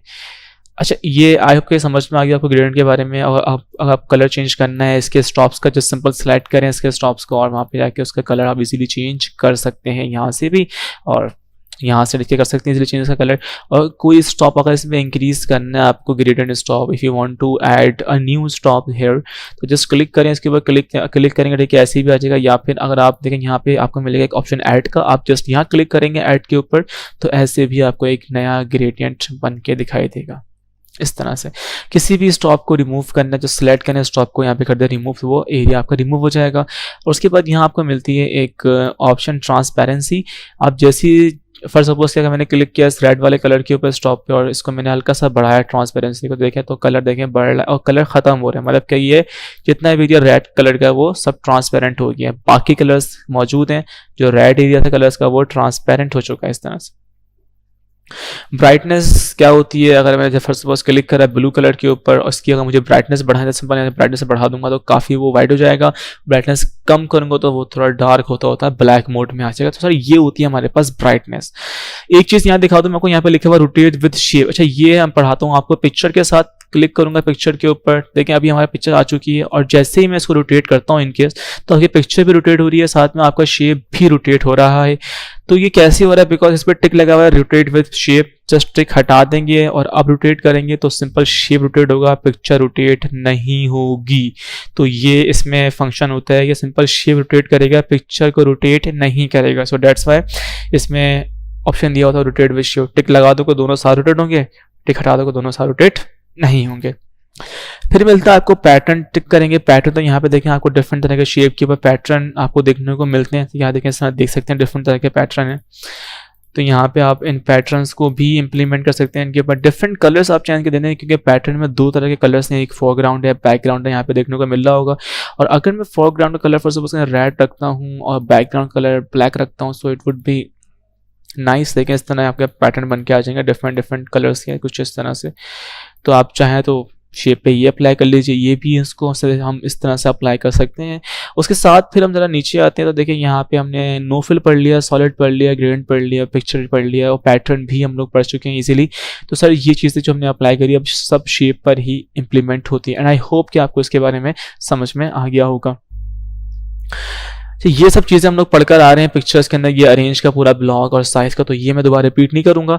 अच्छा अलबत्ता मैं आपको इसमें एक चीज़ और पढ़ाऊँगा, वो क्या है कि हम लोग जो है ना एक इफेक्ट्स हमारे शेप्स में होता है, मैं आपको यहाँ पे दिखाऊं, ये होता है कि एक इफेक्ट्स का ऑप्शन, कि इफेक्ट्स बेसिकली क्या काम कर रहा होता है वो पढ़ लेते हैं आज। देखें अगर मैं एक शेप के थ्रू फॉर सपोज एक बबल क्रिएट करना चाहता हूँ, जस्ट क्लिक करूंगा शेप के ऊपर, या फिर फॉर सपोज करें यहाँ पे हम सेलेक्ट कर लेते हैं एक लाइक हार्ट फॉर्म में कोई शेप ये रहा, और यहाँ पे उसको जैसे ड्रॉ करेंगे शिफ्ट की हेल्प से। अगर शिफ्ट प्रेस करेंगे उसकी विड्थ और हाइट इक्वल आएगी। If you will not press the shift during increasing the size of the shift, तो फिर उसकी हाइट और विड्थ मैसअप कर सकती है, वो थोड़ा अलग से आ सकती है। तो यहाँ पे देखिए मैंने सेलेक्ट किया है कि हार्ट, और करने के बाद मैं इस पर अप्लाई कर दूंगा ग्रेडिएंट कलर, बिकॉज मैं इसको एक लुक देना चाह रहा हूँ बबल का फॉर एग्जाम्पल, और मैं इसकी आउटलाइन कर दूंगा नो आउटलाइन, आउटलाइन नहीं चाहिए।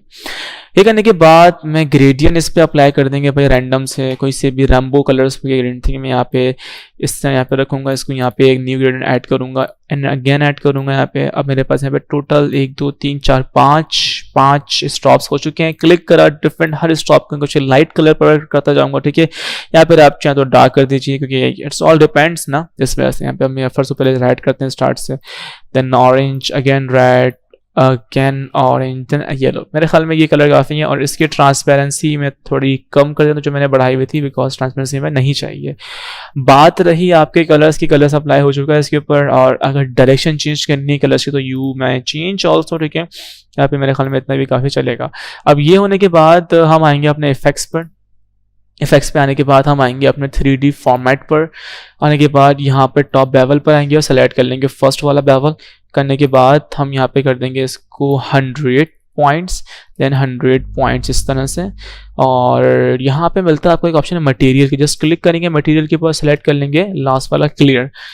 तो देखिए यहाँ पे आपको मटेरियल के बारे में पता पड़ा है। उसके बाद यहाँ मिलती है आपको एक लाइटनिंग का ऑप्शन, आप क्लिक करेंगे इस वाले ऑप्शन के ऊपर, सेलेक्ट कर लेंगे कोई भी एक लाइटनिंग फॉर्म अगर इस पर आप अप्लाई करना चाहते हैं। तो ये देखेंगे लाइटनिंग एंगल भी कितने, मतलब एक लुक उसमें आ गया, एक शेप के थ्रू, कि हमने एक इफेक्ट के थ्रू एक शेप को एक अलग ही हमने लुक दे दिया ट्रांसपेरेंट फॉर्म में।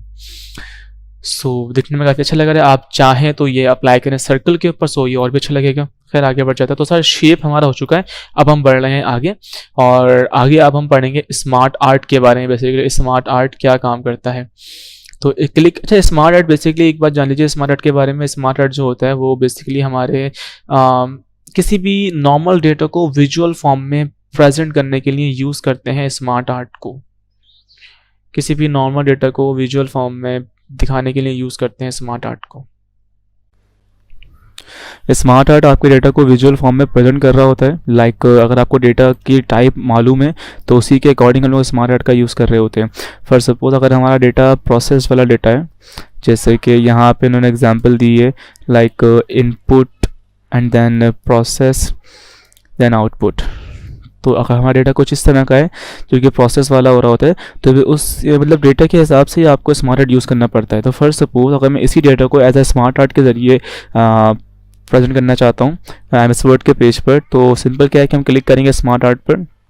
क्लिक करने के बाद आप देखिए यहाँ पे आपको डिफरेंट तरह के स्मार्ट आर्ट के टाइप्स देखने को मिलेगी। यहाँ पे लिखा हुआ होगा all, list, process, cycle, hierarchy and so on. अब सर यहाँ पे हमें ये देखना होता है कि हमारा जो डेटा है, जो हम डेटा बेसिकली इसमें पुट करना चाह रहे हैं, उस डेटा की टाइप क्या है, वो प्रोसेस का डेटा है या लिस्ट डेटा है या साइक्लिंग डेटा है। तो अभी जो हमारे पास डेटा यहाँ मौजूद है वो प्रोसेस वाला है, तो हम सेलेक्ट करेंगे प्रोसेस को, और सेलेक्ट करने के बाद यहाँ पे देखिए जैसे हम क्लिक करेंगे प्रोसेस के ऊपर, तो सारे यहाँ पे आपको स्मार्ट आर्ट प्रोसेस वाले देखने को मिलेंगे। अब फर्स्ट सपोज आपने अगर सेलेक्ट कर लिया फर्स्ट वन, देखिए बेसिक प्रोसेस है, ठीक है, ये यहाँ पे आपको इसका शो करेगा प्रीव्यू, आप जस्ट यहाँ पे कर दीजिए इसको ओके। जैसे आप ओके करेंगे तो आपके पेज पे इस तरह ये बनकर आ जाएगा। जैसे ये बनकर आएगा सिंपल यहाँ पे इसमें जो भी चीज़ हमने ऊपर लिखी हुई है इनपुट, एंड देन यहाँ पे हमें क्लिक करेंगे शेप के ऊपर, यहाँ लिख देंगे फॉर सपोज प्रोसेस। उसके बाद यहाँ क्लिक करेंगे नेक्स्ट शेप में, यहाँ लिख देंगे आउटपुट। तो देखें इस मतलब ये भी एक डेटा को प्रेजेंट कर रहा है, लेकिन ये with the help of smart art present करा जा रहा है, और ऊपर भी आपके डेटा को प्रेजेंट कर रहे हैं वो भी, लेकिन वो एक नॉर्मल डेटा है जो कि विदाउट स्मार्ट आर्ट है। तो ये तरीका होता है कि अपने एक नॉर्मल डेटा को with the help of smart art present करना। उसके साथ ही हम एक काम करेंगे, हम लोग आज बात करेंगे इसमें ऑर्गेनाइजेशन चार्ट की, इसका नाम होता है हायरार्ची। तो इंसर्ट पे जाते हैं, क्लिक करते हैं स्मार्ट आर्ट पर। क्लिक करने के बाद हम क्लिक करेंगे हायरार्ची पे, और उसके बाद सेलेक्ट कर लेंगे फर्स्ट वन कौन सा हमारा ऑर्गेनाइजेशन चार्ट। जो आपका पहला होता है बेसिकली ये सब चार्टों का मतलब सब स्मार्ट का एक बेसिक स्मार्ट आर्ट होता है, ठीक है, और जिसका नाम हमने इसमें लिखा हुआ आ रहा है ऑर्गेनाइजेशन चार्ट। ऐसे आप जहाँ क्लिक करेंगे उसके जो फर्स्ट होगा वो बेसिकली बेसिक होता है सबका। तो हम स्टार्ट करेंगे बेसिक से, स्टार्ट करते हैं। क्लिक किया इसके ऊपर हमने, क्लिक करने के बाद यहाँ पे इसको ओके कर देंगे। जैसे हम ओके करेंगे तो आपके पेज पर ये कुछ इस तरह बन के आ जाएगा। अब देखिए यहाँ पे इन्होंने बाय डिफ़ॉल्ट जो है 1 2 3 4 5 शेप्स आपको दिए हैं। तो फिलहाल मैं अभी एक काम करूँगा कि मैं अभी 4 शेप्स को रिमूव कर दूंगा इस तरह से, और एक शेप रखेंगे ऊपर टॉप पर। अब ये सब रखने का मकसद ये है क्योंकि हम चाहते हैं कि हम सारे शेप जो खुद इंसर्ट करें इसमें, ताकि हमें पता पड़े कि हम किस तरह से शेप्स को इंसर्ट कर सकते हैं बेसिकली। तो अब यहाँ पे हमारे पास सिर्फ एक ही शेप मौजूद है, और यहाँ पे देखें, अगर ऊपर देखें स्मार्ट आर्ट के मेन्यू में यहाँ पे लिखा हुआ है स्मार्ट आर्ट डिज़ाइन। जैसे आप क्लिक करेंगे स्मार्ट आर्ट पर तो आपके पास ये वाला मेन्यू खुल कर आ जाएगा। अगर आप क्लिक नहीं करेंगे स्मार्ट आर्ट पर, कहीं और क्लिक किया तो ये मेन्यू हट जाएगा। तो फिलहाल हमें क्लिक करना है स्मार्ट आर्ट पर। उसके बाद हम क्लिक करेंगे इसके मेन्यू पर। फिर क्लिक करने के बाद देखिए यहाँ देखने को मिलेगा आपको ऐड शेप, यानी कि आप स्मार्ट आर्ट जो आपने बेसिकली बनाया हुआ है इसमें कितने शेप्स और ऐड करना चाहते हैं और कहाँ ऐड करना चाहते हैं, बिफोर, आफ्टर, बिलो या फिर अबव, वो आपकी मर्जी है। तो फर्स्ट सपोज अगर मैं इसी के नीचे बॉटम एरिया पे कोई एक शेप इंसर्ट करना चाहता हूँ तो मैं पहले एक काम करूँगा, मैं इसमें कुछ लिख दूंगा, लाइक जिस तरह मैंने यहाँ पे लिख दिया है MS ऑफिस। फर्स्ट सपोज का मैं MS ऑफिस एक कंपनी है, ठीक है, मैंने यहाँ पे लिख दिया MS ऑफिस कंपनी। इस तरह से करने के बाद फिर मैं गया अपने ऐड शेप पे, क्लिक किया यहाँ पे। जैसे हम क्लिक करेंगे ऐड शेप पे तो यहाँ पे आपके पास डिफरेंट तरह के ऑप्शंस आपको देखने को मिलेंगे। एक होगा add shape after, add shape before, add shape above और ऐड शेप बिलो। अगर आपको शेप इस शेप के नीचे चाहिए एग्जैक्ट तो हम क्लिक करेंगे ऐड शेप बिलो पर। इसका मतलब होता है कि आप एक शेप के नीचे दूसरा शेप लाना चाह रहे हैं, तो आप जस्ट क्लिक कर देंगे ऐड शेप बिलो पर इस तरह से। जैसे हम क्लिक करेंगे ऐड शेप बिलो तो हमारे पास उसी शेप के नीचे एग्जैक्ट एक और शेप बन के आ जाएगा। अब फॉर सपोज करें कि हम इसमें कोई चीज़ ऑर्गेनाइज करने के लिए, कोई भी ऑर्गेनाइज डेटा जो होता है आपका, उसको अगर आप स्मार्ट आर्ट में यूज़ करना चाहते हैं तो फिर देन आप यूज़ करते हैं हायरार्ची चार्ट, इस तरह जो भी हम लोग यूज़ कर रहे हैं बेसिकली। और इसमें आने के बाद हम सिंपल क्लिक करेंगे शेप पर, तो इसको हम लोग ऑर्गेनाइज कर रहे हैं बेसिकली। अब MS ऑफिस हमने एक एज ए कंपनी के तौर पे जो हमने हेड यहाँ पे क्रिएट किया है शेप पे, हमने यहाँ पे MS ऑफिस कंपनी का नाम लिख दिया है। उसके नीचे अगर हम और चीज़ें भी इसमें ऐड करना चाहते हैं, लाइक जैसे कि अगर मैं ये चाहूँ कि भाई एक MS ऑफिस कंपनी है और उसमें हमारे पास कुछ डिपार्ट्स हैं, जैसे कि मैंने यहाँ पे लिख दिया लाइक फाइनेंस, इस तरह से फाइनेंस डिपार्ट इस तरह। और लिखने के बाद अब मैं बोलूँगा भाई MS ऑफिस कंपनी में और भी डिपार्ट्स है तो मुझे वो और भी इसमें मेंशन करने, तो मैं क्लिक करूँगा इस हेड के ऊपर, हेड पे क्लिक करेंगे और अगेन ऐड शेप पर जाएंगे और क्लिक कर देंगे अगेन ऐड शेप बिलो। तो अगेन अब क्या होगा, वो अगेन आपका इसके नीचे एक शेप बना के दे देगा कोई इस तरह से कुछ। उसके बाद फिर मैं अगेन फिर हम यहाँ पे दोबारा इस पर क्लिक करेंगे शेप पे, और यहाँ पे फाइनेंस डिपार्ट हमने पहले दिया था, अब मैं फर्स्ट सपोज दे देंगे मार्केटिंग डिपार्ट, इस तरह से मार्केटिंग डिपार्ट। इसी तरह हम लोग मजीद इसमें डिपार्ट्स अगर देना चाहें इस कंपनी की तो जस्ट क्लिक करेंगे इसके हेड पर और ऐड शेप पे क्लिक कर देंगे यहाँ पे और कर देंगे ऐड शेप बिलो। तो ऐसे आपके पास एक और उसका शेप नीचे बन के आ जाएगा। तो वहाँ पे फिर हम लोग उसमें डिपार्ट्स वगैरह और मेंशन कर सकते हैं, जिस तरह हमने यहाँ पे लिख दिया लाइक सेल्स डिपार्ट, कुछ इस तरह से। अब देखें ये एक ऑर्गेनाइज फॉर्म में आ रहा है, लाइक एक हेड कंपनी है, उसके 3 डिपार्ट है, फाइनेंस डिपार्ट, मार्केटिंग डिपार्ट और सेल्स डिपार्ट। इन डिपार्ट्स में अगर आप इसको मज़ीद डिस्क्राइब करना चाहते हैं कि भाई इन डिपार्ट्स में हम इनके मैनेजर्स का नाम लिखना चाह रहे हैं कि कितने मैनेजर्स हैं, उसके बाद अगेन भी आप क्लिक करेंगे ऐड शेप बिलो पे और ऐसे ही उसके नीचे एक शेप बन के आ जाएगा। तो फिर आप यहाँ पे उनके मैनेजर का नाम भी यहाँ पे इजीली लिख सकते हैं इस तरह कुछ। तो यहाँ लिख दिया, फर्स्ट सपोज करें मिस्टर अली इस तरह। तो ऐसे ही आप फिर अगेन नेक्स्ट डिपार्ट का भी और सेकंड और थर्ड डिपार्ट का भी इसमें इस तरह डिफाइन कर सकते हैं। तो मीन्स दैट कि आप इसको एक ऑर्गेनाइज फॉर्म में लेकर आ रहे हैं बेसिकली। अब देखिए यहाँ आपको मिलेगा लास्ट में, देखें अगर उसके नीचे, तो यहाँ होता है टैक्समैन। टैक्समैन का मतलब होता है कि आपने जो टैक्स लिखा है अपने शेप्स के अंदर, या एक with the help of Taxmann के थ्रू भी लिख सकते हो। फर्स्ट सपोज मैंने क्लिक किया टैक्समैन के ऊपर, तो यहाँ पे खुल गया आपके पास टैक्समैन पूरा। तो जो कंटेंट आपने इसमें डाला है अपने शेप्स में, वो कंटेंट आपको सारा यहाँ भी देखने को मिल रहा है। तो बेसिकली ये भी आपका एक टैक्समैन होता है। आप अगर इसमें लिखेंगे तो वो बेसिकली यहाँ पे उसका इम्पैक्ट पड़ेगा आपके शेप्स के ऊपर। उसके बाद यहाँ आपको देखने को मिलता है प्रोमोट और डिमोट। प्रोमोट का मतलब होता है बेसिकली किसी भी शेप को सब शेप के ऊपर ले आना, ठीक है। और डिमोट का मतलब होता है कि किसी भी शेप को बाहर निकाल देना, अलग कर देना, डिमोट कर देना। तो फर्स्ट सपोज करेंगे अगर मैं इस वाले डिपार्ट पे क्लिक करता हूँ, मार्केटिंग डिपार्ट के ऊपर मैंने इसको जस्ट प्रोमोट कर दिया, तो देखें वो एक अलग फॉर्म में बन के आ जाएगा, प्रोमोट हो जाएगा। और ऐसी अगर हमने फर्स्ट सपोज करें इसी डिपार्ट को डिमोट कर दिया, तो वो आपके पास एक अलग डिमोट नीचे होकर आ जाएगा उसके। तो ये होता है प्रोमोट एंड डिमोट। उसके बाद देखिए यहाँ मिलता है आपको move up and move down. अगर आपको ये जो आपका डिपार्ट है फाइनेंस डिपार्ट, आपको इसको राइट साइड मूव करना, तो आप जस्ट क्लिक करते मूव डाउन, तो वो राइट साइड पे आ जाएगा। ऐसे ही और करेंगे तो वो राइट साइड पे आता रहेगा, और ऐसे अगर आप मूव अप करेंगे तो वो लेफ्ट साइड पे इस तरह से आता रहेगा। तो ये होता है आपके पास move up and move down basically. उसके बाद देखिए यहाँ मिलेगा आपको एक ऑप्शन राइट टू लेफ्ट का। राइट टू लेफ्ट का मतलब होता है कि आपका जितना भी चार्ट का जो एरिया, स्मार्ट आर्ट का एरिया है, राइट वाला वो लेफ्ट पे आ जाएगा और जो लेफ्ट वाला वो राइट पे आ जाएगा। जस्ट क्लिक करने पर इस तरह से ये हो जाएगा राइट टू लेफ्ट इस तरह। और फिर यहाँ आपको देखने को मिलेगा लेआउट का एक ऑप्शन इस तरह से। लेआउट का मतलब होता है कि आपका जो बेसिकली स्मार्ट आर्ट है जो आपने अपने पेज के पास को प्लेस किया, इंसर्ट किया है, वो किस तरह दिख रहा है, ठीक है।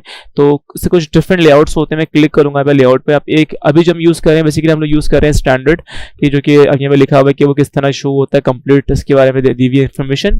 फिर एक होता है बोथ, एक होता है लेफ्ट हैंग, एक होता है राइट हैंग। मीन्स राइट अगर हम क्लिक करेंगे बोथ पे तो आपके कुछ इस तरह आपको देखने को मिलेगा। दोनों जो उसके सब शेप्स होंगे वो एक यहाँ पे आ जाएगा, एक यहाँ पे, ऐसी एक यहाँ पे। अगर एक और होता तो वो यहाँ पे आता इस तरह से। और ऐसे ही अगर हम क्लिक करेंगे लेफ्ट हैंग पे तो वो कंप्लीटली लेफ्ट साइड पे हैंग हो जाएगा, और क्लिक करेंगे अगर राइट हैंग पे तो वो कंप्लीटली राइट साइड पर हैंग हो जाएगा इस तरह से। फिलहाल हम लोग अभी यूज कर लेते हैं स्टैंडर्ड वाला, बिकॉज हम लोग इसी पे काम कर रहे हैं। और ये सब आपके रिक्वायरमेंट के हिसाब से होता है कि आपको किस तरह की किस तरह लेआउट की नीड है, तो उसी के अकॉर्डिंग आप जो इसको सेट करते हो। उसके बाद आपको मजीद लेआउट्स यहाँ देखने को मिलते हैं, लिखा हुआ आपको यहाँ मिलेगा लेआउट्स। इन लेआउट्स का मतलब होता है कि जो स्मार्ट आर्ट हम लोगों ने अभी प्रीवियस देखे थे, जिस तरह मैं अगर यहाँ पे इंसर्ट पे क्लिक करूँ, दोबारा क्लिक करूँ स्मार्ट आर्ट के ऊपर, और दोबारा अगर मैं क्लिक करूँ हायरार्ची पे, तो यहाँ पे जो आपको ये सब देखने को मिल रहे हैं, ये सारे स्मार्ट आर्ट की टाइप्स, ये सब आपको इस लेआउट वाले ऑप्शन में देखने को मिलेगी इस तरह से। कहाँ पर है? स्मार्ट डिजाइन मेन्यू में ये रहा। तो ये सब लेआउट के वही होते हैं। आपने एक बार कंटेंट बेसिक शेप में ऐड कर दिया, लाइक बेसिक स्मार्ट आर्ट में ऐड कर दिया कंटेंट अपना, उसके बाद अगर आप उसको डिफरेंट लेआउट में कन्वर्ट करना चाह रहे हैं इसी के ही हायरार्ची के, तो इस तरह से आप फिर उसको डिफरेंट लेआउट में कन्वर्ट कर सकते हैं कुछ इस तरह। उसके बाद यहाँ देखने को मिलता है आपको चेंज कलर्स। तो यहाँ से आप लोग कलर्स वगैरह भी इसके चाहें तो चेंज करवा सकते हैं इजीली। एंड देन फिर यहाँ होता है कि पास स्मार्ट आर्ट स्टाइल, तो यहाँ से आप लोग स्मार्ट आर्ट पर स्टाइल भी इम्प्लीमेंट कर सकते हैं कुछ इस तरह से। डिफरेंट तरह के स्टाइल्स हैं, तो अब वो आप इस पे इम्प्लीमेंट कर सकते हैं इस तरह। अब लास्ट में मिलता है आपको रीसेट ग्राफिक। इसका मतलब होता है कि जितना भी आपने इस पे ग्राफिकली काम करा है, अगर आप उसको फर्स्ट सपोज करें कि दोबारा रीसेट करना चाह रहे हैं, तो जस्ट क्लिक करते हैं रीसेट ग्राफिक्स के ऊपर। जैसे क्लिक करेंगे तो जिस तरह आपका स्मार्ट आर्ट बेसिक था वो वैसे ही बन के आ जाएगा। फॉर्मेट मेनू का मतलब ये कि जो हम लोग पीछे प्रीवियस क्लास में या फिर प्रीवियस अभी जो हम शेप्स के बारे में पढ़कर आ रहे हैं, तो वही चीज़ ये फॉर्मेट मेन्यू शेप का ही बेसिकली एक फॉर्मेट मेन्यू है। क्योंकि स्मार्ट आर्ट में ज़्यादातर हम लोग शेप्स का इस्तेमाल कर रहे होते हैं। तो अगर मैं क्लिक करूँगा फॉर्मेट के ऊपर, तो यहाँ मैं किसी भी एक इंडिविजुअल शेप को एडिट कर सकता हूँ कुछ इस तरह से। लेकिन अगर मैं इसको चेंज कर दूंगा तो ये कुछ हमारे पास इस तरह होने लग जाएगा इस तरह से। तो इंडिविजुअली आप शेप को अगर एडिट करना चाहते हैं तो फिर आप फॉर्मेट मेन्यू पे आके इसको इंडिविजुअली एडिट कर सकते हैं। तो ये था स्मार्ट आर्ट के बारे में। अब हम बात करेंगे चार्ट्स के बारे में। सो बेसिकली चार्ट जो हमारे पास MS वर्ड में दिए जाते हैं, ये हमारे मैथमेटिकल डेटा को प्रेजेंट करने में काम आते हैं विजुअल फॉर्म में। तो फर्स्ट सपोज अगर मैं क्लिक करूंगा चार्ट पर, जैसे हम क्लिक करेंगे चार्ट में, यहाँ पे आपको बहुत सारे चार्ट्स देखने को मिलेंगे डिफरेंट कैटेगरी के अकॉर्डिंग, कॉलम, लाइन, पाई, बार और एरिया चार्ट। इसमें जैसे हम क्लिक करते हैं कॉलम चार्ट पे, या अगर हम किसी भी चार्ट पे क्लिक करेंगे तो उसका बेसिक जो पैटर्न होता है वो आपको यहाँ पे बन के देखने को मिलेगा कुछ इस तरह से टॉप साइड के ऊपर। और अभी हम क्लिक करेंगे कॉलम चार्ट पे, और क्लिक करने के बाद यहाँ पे जब आपको फर्स्ट चार्ट देखने को मिलेगा, इसको बोलते हैं हम लोग क्लस्टर्ड कॉलम। ऐसी इसी की फिर मल्टीपल टाइप्स होती है, तो वो आप इस तरह यहाँ पे इजीली देख सकते हैं। 3D फॉर्म में भी होते हैं कुछ और कुछ 2D फॉर्म में भी होते हैं बेसिकली। तो हम क्लिक करेंगे फर्स्ट वाले के ऊपर, जस्ट यहाँ पे इंसर्ट करवा लेंगे। हर चार्ट का भी एक अपना मकसद होता है कि भाई अगर कॉलम चार्ट हम इस्तेमाल कर रहे हैं तो वो हम बेसिकली कंपैरिजन के लिए इस्तेमाल कर रहे होते हैं, ठीक है। ऐसी आपके पास हर चार्ट की अपनी अपनी रिक्वायरमेंट होती है, उसी के अकॉर्डिंग हम इन चार्ट को भी इस्तेमाल कर रहे होते हैं। हम ओके करेंगे यहाँ पे, तो आपके पेज पर ये इंसर्ट होकर आ जाएगा कुछ इस तरह से। जैसे ही आपके पेज पे इंसर्ट होकर आएगा तो यहाँ पे आपको जो है ना चार्ट भी देखने को मिलेगा, उसके साथ साथ फिर ये आपको एक एक्सेल की शीट है छोटी सी, तो ये भी आपको देखने को मिलेगी। अब एक्सेल की शीट यहाँ पे क्यों आई है? एक्सेल की शीट यहाँ पे इसलिए आई क्योंकि देखिए एक्सेल में अगर हम लोग डेटा इनपुट करेंगे तो उसी का हमें आउटपुट हमारे ग्राफ पे शो करेगा, हमारे चार्ट पे शो करेगा। फर्स्ट सपोज यहाँ पे अगर हम गौर करें तो यहाँ पे लिखा हुआ है कैटेगरी 1, 2, 3 एंड 4, यहाँ लिखा हुआ है सीरीज 1, 2 एंड 3। यही चीज अगर हम नीचे गौर करें तो यहाँ पे लिखी हुई कैटेगरी 1, 2, 3 एंड 4 और सीरीज 1, 2 एंड 3। अगर मैं डेटा पे जाके यानी एक्सेल में जाके इसको चेंज करता हूँ, जैसे मैंने फर्स्ट सपोज करें किसी क्रिकेट का नाम लिख दिया लाइक अफरीदी, एंटर करा और यहाँ में डिफरेंट नेम लिखता गया, हमजा, उजैर एंड देन उजैन, इस तरह से। और मैंने ऊपर वाले को भी चेंज कर दिया, सीरीज 1 यहाँ मैंने फर्स्ट सपोज कर दिया ODI 1 यानी कि वनडे इंटरनेशनल, और ODI 2 एंड देन ODI 3, इस तरह से।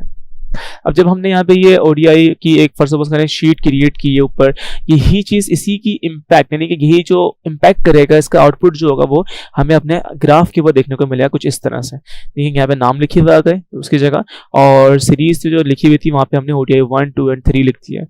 अब यहाँ पे जो सीरीज दी होती है इसका मकसद क्या होता है कि बताता है कि जो आपके पास बेसिकली फर्स्ट बार जा रही है इसका कलर कौन सा है, ये कौन सा कलर है, इसका कलर कौन सा। कलर के साथ से ये सीरीज का नाम भी शो करता है कि ODI 1 का ब्लू कलर है तो वो आपके पास ये वाली सीरीज हो जाएगी, ODI 2 का ऑरेंज कलर है तो आपके पास ये वाली सीरीज हो जाएगी, और ऐसी ODI 3 का अगर ग्रे कलर है तो आपके पास ये वाली सीरीज होगी ODI 3 ग्रे कलर वाली। तो सीरीज बेसिकली क्या होती है कि वो आपको कलर्स भी शो कर रही होती हैं और उसके साथ उसके नेम्स भी शो कर रही होती हैं।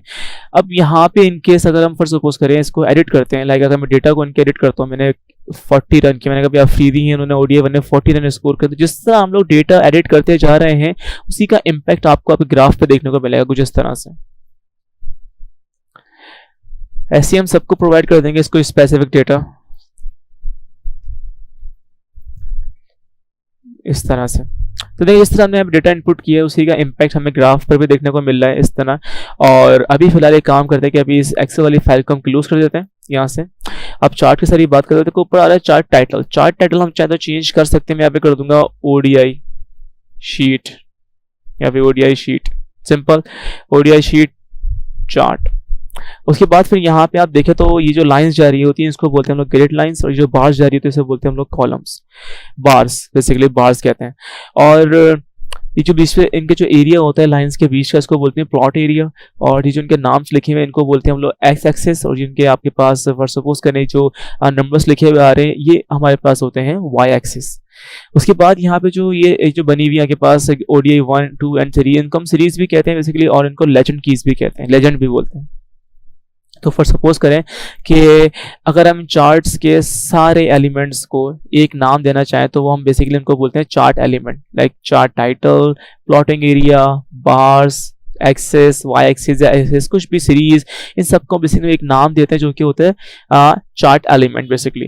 फिर सपोज करें कि अगर यहाँ पे आपके पास बार्स ऊपर जा रही हैं लेकिन ऊपर आपको नंबर्स आप बेसिकली से अंदाजा नहीं लगा पा रहे हैं कि सर अगर हम उज़ैन के ODI 3 के स्कोर की बात करें कितने, तो वो हम उसमें देख नहीं पा रहे हैं। तो अगर अच्छा हम चाहते हैं कि ऊपर इनके बार्स के ऊपर इनके स्कोर भी लिखे हुए आए, तो उस कंडीशन में क्या करेंगे, उस कंडीशन में हम लोग जो है यहाँ पर आएंगे, इसके प्लस पे क्लिक करेंगे, प्लस पे क्लिक करने के बाद यहाँ पे लिखा होता है डेटा लेबल्स। तो आप जैसे ही डेटा लेबल्स पे टिक लगाते हो तो आपके पास डेटा के ऊपर लेबल्स बने हुए रहते हैं इसी की। तो ये शो करते हैं कि भाई इन्होंने इतना स्कोर किया है और उजैन ने ODI 2 में इतना स्कोर किया है और ODI 1 में इन्होंने इतना स्कोर किया है। और अगर हम एक्सेल का चार्ट एक्सेल की जो हमारे पास शीट थी जिसमें हमने डेटा इनपुट किया था, अगर वो पूरी शीट हम इस ग्राफ के नीचे यानी कि इस चार्ट के नीचे इंसर्ट करना चाहते हैं तो सिंपल उसे बोलते हैं हम लोग डेटा टेबल। हम जस्ट क्लिक कर देंगे डेटा टेबल के ऊपर, तो वो क्या करेगा, वो हमें यहाँ पे डेटा टेबल भी ला के दे देगा हमारे बार्स के एग्जैक्ट नीचे बॉटम एरिया पर, इस तरह से कुछ।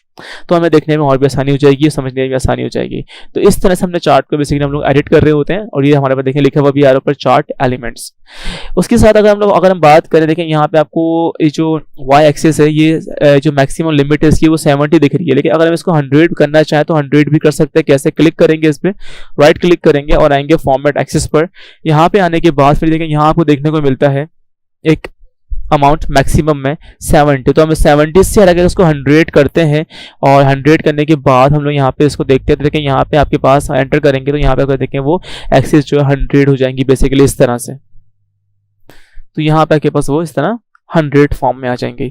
और ऐसे ही अगर हम यहाँ पे गौर करें तो 10 से 20 पे 10 का डिफरेंस है, फिर 10 से 30 पे 10 का डिफरेंस है। अगर हम इस डिफरेंस को बढ़ाना चाहते हैं या कम करना चाहते हैं वाई एक्सिस के अंदर तो मेजर्स पर आएंगे आप, मेजर पे, और मेजर पे आने के बाद आप फॉर सपोज अगर मैं 15 भी करता हूँ फिर यहाँ पे करते हैं 20, तो देखें वो उनका जो बेसिकली इसमें जो है फिर डिफरेंस बढ़ जाएगा। अगर हम यहाँ पे करके एंटर कर देंगे, इस तरह क्लिक करेंगे 20 लिख कर एंटर कर देंगे तो यहाँ पे आके बाद डिफरेंस होगा बेसिकली वो 10 से बढ़ के 20 का हो जाएगा। तो ये होता है कि बाद बेसिकली वाई एक्सिस जो कि हम इसमें डिफरेंस वगैरह इसके बढ़ा सकते हैं इसके, और उसके साथ हम दोबारा इसको 10 कर देंगे वो दोबारा के पास इसमें 10 का डिफरेंस आपको देखने को मिलेगा। उसके बाद फिर यहाँ अगर इसके मेन्यू में हम लोग आते हैं चार्ट डिज़ाइन के, यहाँ मिलता है ऐड चार्ट एलिमेंट्स, यानी कि ऐसे मज़ीद एलिमेंट्स जो हमने यहाँ से ऐड किए थे, इससे ज़्यादा एलिमेंट्स उनके ज़्यादा ऑप्शंस आपको एलिमेंट्स के यहाँ पे देखने को मिलते हैं। अगर हम क्लिक करेंगे यहाँ पे, क्लिक करने के बाद देखिए अगेन वही चीज़ यहाँ पे देखने को मिलेगी आपको, डेटा टेबल आप चाहे ना दें या फिर आप दे दें लेजेंड की के साथ दे दें या फिर लेजेंड की के बगैर दे दें। देखिए आपके सामने वो वर्क कर रहा है। ऐसे ही आपके पास चार्ट टाइटल होता है कि आप टाइटल कहाँ पे देना चाहते हैं, नन तो अब हट जाएगा टाइटल, अबव चार्ट पे तो चार्ट ही अबव पे आ जाएगा, फिर सेंटर्ड ओवरले तो वो चार्ट की जो लाइंस होंगी वो उसके बैक पे आ जाएंगी इस तरह से। डेटा लेबल्स अगर आप देना चाहते हैं तो वो भी जिस तरह भी हमने यहाँ पे दी हुई है, अगर हम नन कर देंगे तो हट जाएंगे, लेबल्स सेंटर के अंदर सेंटर में आ जाएंगे, इनसाइड एंड तो टॉप पे चले जाएंगे, इनसाइड बेस तो लास्ट में आ जाएंगे, आउटसाइड एंड आउटसाइड अगेन बाहर चले जाएंगे, और डेटा कॉल आउट यानी कि उनका नाम भी कॉल आउट करेंगे साथ में। ये सब चीज़ें आपके एलिमेंट्स के अंदर ही आती हैं। क्विक लेआउट से मुराद ये है कि कुछ बने बनाए लेआउट्स इसमें आपको देखने को मिलते हैं, जो भी आपने जिसमें अगर आपने डेटा एंटर कर दिया अपना एक बेसिक चार्ट के ऊपर, कॉलम चार्ट पे, उसके बने बनाए आपको यहाँ पे स्टाइल देखने को मिलते हैं कुछ इस तरह। ये सारे आपको यहाँ बने बनाए स्टाइल देखने को मिलते हैं कुछ इस तरह। उसके बाद चेंज कलर, यहाँ से आप इजीली चेंज कलर भी इसका चेंज करवा सकते हैं चार्ट्स का, और यहाँ से आप चार्ट के मजीद स्टाइल जो देना चाहें वो स्टाइल भी यहाँ पे इसमें चार्ट के अंदर इंक्लूड कर सकते हैं इस तरह से। उसके बाद फिर यहाँ अगर आपने एक्सेल का जो शीट थी वो रिमूव कर दी अपने MS वर्ड से, तो आप क्लिक करें सिलेक्ट डेटा पे, वो दोबारा फिर आपकी जो एक्सेल की शीट होगी वो आपको यहाँ पे देखने को मिलेगी ऊपर बॉटम टॉप एरिया पे इस तरह से। दोबारा क्लोज करते हैं, मर्जी है आपकी। उसके बाद देखिए यहाँ मिलता है वो चेंज चार्ट टाइप, जैसे हम क्लिक करेंगे इस चेंज चार्ट टाइप पर, और यहाँ पे अगर हम चार्ट के डिफरेंट टाइप सेलेक्ट कर लेंगे, 3D कॉलम्स ओके करेंगे यहाँ पे, तो फिर आपके पास वो इस तरह 3D कॉलम्स में देखने को मिलेंगे आपको चार्ट्स। तो ये था बेसिकली हमारे पास चार्ट का ऑप्शन। अब बात करेंगे लिंक्स के बारे में। हम MS वर्ड में लिंक्स भी इम्प्लीमेंट करते हैं और कैसे करते हैं, और कितने तरह के लिंक्स होते हैं MS वर्ड में। MS वर्ड में हमारे पास हाइपर लिंक होता है, और हाइपर लिंक की शॉर्ट की होती है कंट्रोल के। बेसिकली हाइपर लिंक दो तरह के होते हैं, एक तो होता है इंटरनल हाइपर लिंक और एक होता है external hyper link. Internal hyper link का मतलब होता है कि जब हम MS वर्ड के पेज के अंदर की बात कर रहे होते हैं, लाइक अगर हम MS वर्ड के अंदर रहते हुए लिंक लगाते हैं तो उसको बोलते हैं इंटरनल लिंक। और अगर हम MS वर्ड के पेज के अंदर कोई वर्ड लिखते हैं, उस वर्ड पे लिंक लगाते हैं कोई आउटसाइड इमेज का या फिर कोई फाइल वगैरह का, तो फिर उसे बोलते हैं हम लोग एक्सटर्नल लिंक। ये दोनों लिंक हम MS वर्ड में ही यूज़ कर रहे होते हैं। फॉर सपोज कैसे, जिस तरह भी हमारे पास यहाँ पे एक पेज मौजूद है, मैं कंट्रोल एंटर प्रेस करूँगा, कंट्रोल एंटर से एक और पेज ले आऊँगा। अब हमारे पास फॉर सपोज दो पेज है, मैं फर्स्ट पेज पर आते हैं। फर्स्ट पेज में आने के बाद यहाँ में लिखा like click to go second page, लिखने के साथ मैं इसको कॉपी कर लूँगा और नीचे आऊँगा, और नीचे आने के बाद नीचे क्लिक करेंगे सेकंड पेज पर, और यहाँ पेस्ट कर देंगे और इस पर यहाँ पर लिख देंगे click to go first page, click to go first page, इस तरह से। ये होने के बाद सिर्फ करना है कि आप यहाँ पे सिंपल इस वर्ड को सेलेक्ट कर लेंगे जिस पे हमें लिंक लगाने देंगे। अभी हम बात कर रहे हैं इंटरनल लिंक की, और इंटरनल लिंक जब हम यूज़ कर रहे होते हैं एमएस वर्ड में तो हमें बुक मार्क की ज़रूरत पड़ती है। हम क्लिक करेंगे बुक मार्क पे और इसको हम इसी नाम से सेव कर देंगे। यहाँ पे सेकंड पेज, इनके नाम के दरमियान में गैप मत दीजिएगा वरना वो नाम को सेव नहीं करता है। गैप की जगह आप अंडरस्कोर लगा सकते हैं। यहाँ हमने दे दिया सेकंड पेज, और ऐसे ही हम इसको यहाँ पे सेव कर लेंगे, सिलेक्ट करके बुक मार्क कर देंगे इसको। इस वर्ड को भी हम इसमें बुक मार्क कर लेंगे, क्लिक करके बुक मार्क पर यहाँ पे सेकंड की जगह हम फर्स्ट लिख देंगे, बिकॉज फर्स्ट वाले को बुक मार्क कर रहे हैं, FIRST फर्स्ट पेज। यहाँ पे कर देंगे इसको ऐड, इस तरह। अब देखें दोनों वर्ड हमने आपस में बुक मार्क कर लिए ताकि हम उसके इंटरनल लिंक लगा पाएँ। जैसे हम क्लिक करें, फर्स्ट सपोज करें सेकंड पेज पर तो हम पहुंच जाए सेकंड पेज पर, फिर जैसे हम क्लिक करें फर्स्ट पेज पर तो हम पहुंच जाएं फर्स्ट पेज पर। तो हम सेलेक्ट करेंगे सेकंड पेज को इस तरह से। आप जितने भी वर्ड को चाहे सेलेक्ट कर लीजिए, मर्जी। फिलहाल मैं अभी इतने वर्ड को सेलेक्ट कर लूंगा, और करने के बाद मैं जैसे भी लिंक लगाना है मैं क्लिक कर दूंगा लिंक के ऊपर। ये लिंक आपके सामने मौजूद है, इसको हम हाइपर लिंक भी कहते हैं बेसिकली। क्लिक करेंगे और यहाँ पे क्लिक करने के बाद देखिए यहाँ आपको मिलेगा एक option, place in this document. इसका मतलब होता है कि आप इंटरनल लिंक की बात कर रहे हैं। क्लिक करेंगे इस पर, क्लिक करने के बाद देखें आप लिंक लगा रहे हैं फर्स्ट पेज पर, और फर्स्ट पेज पर आपने लिखा हुआ है सेकंड पेज, इस तरह से।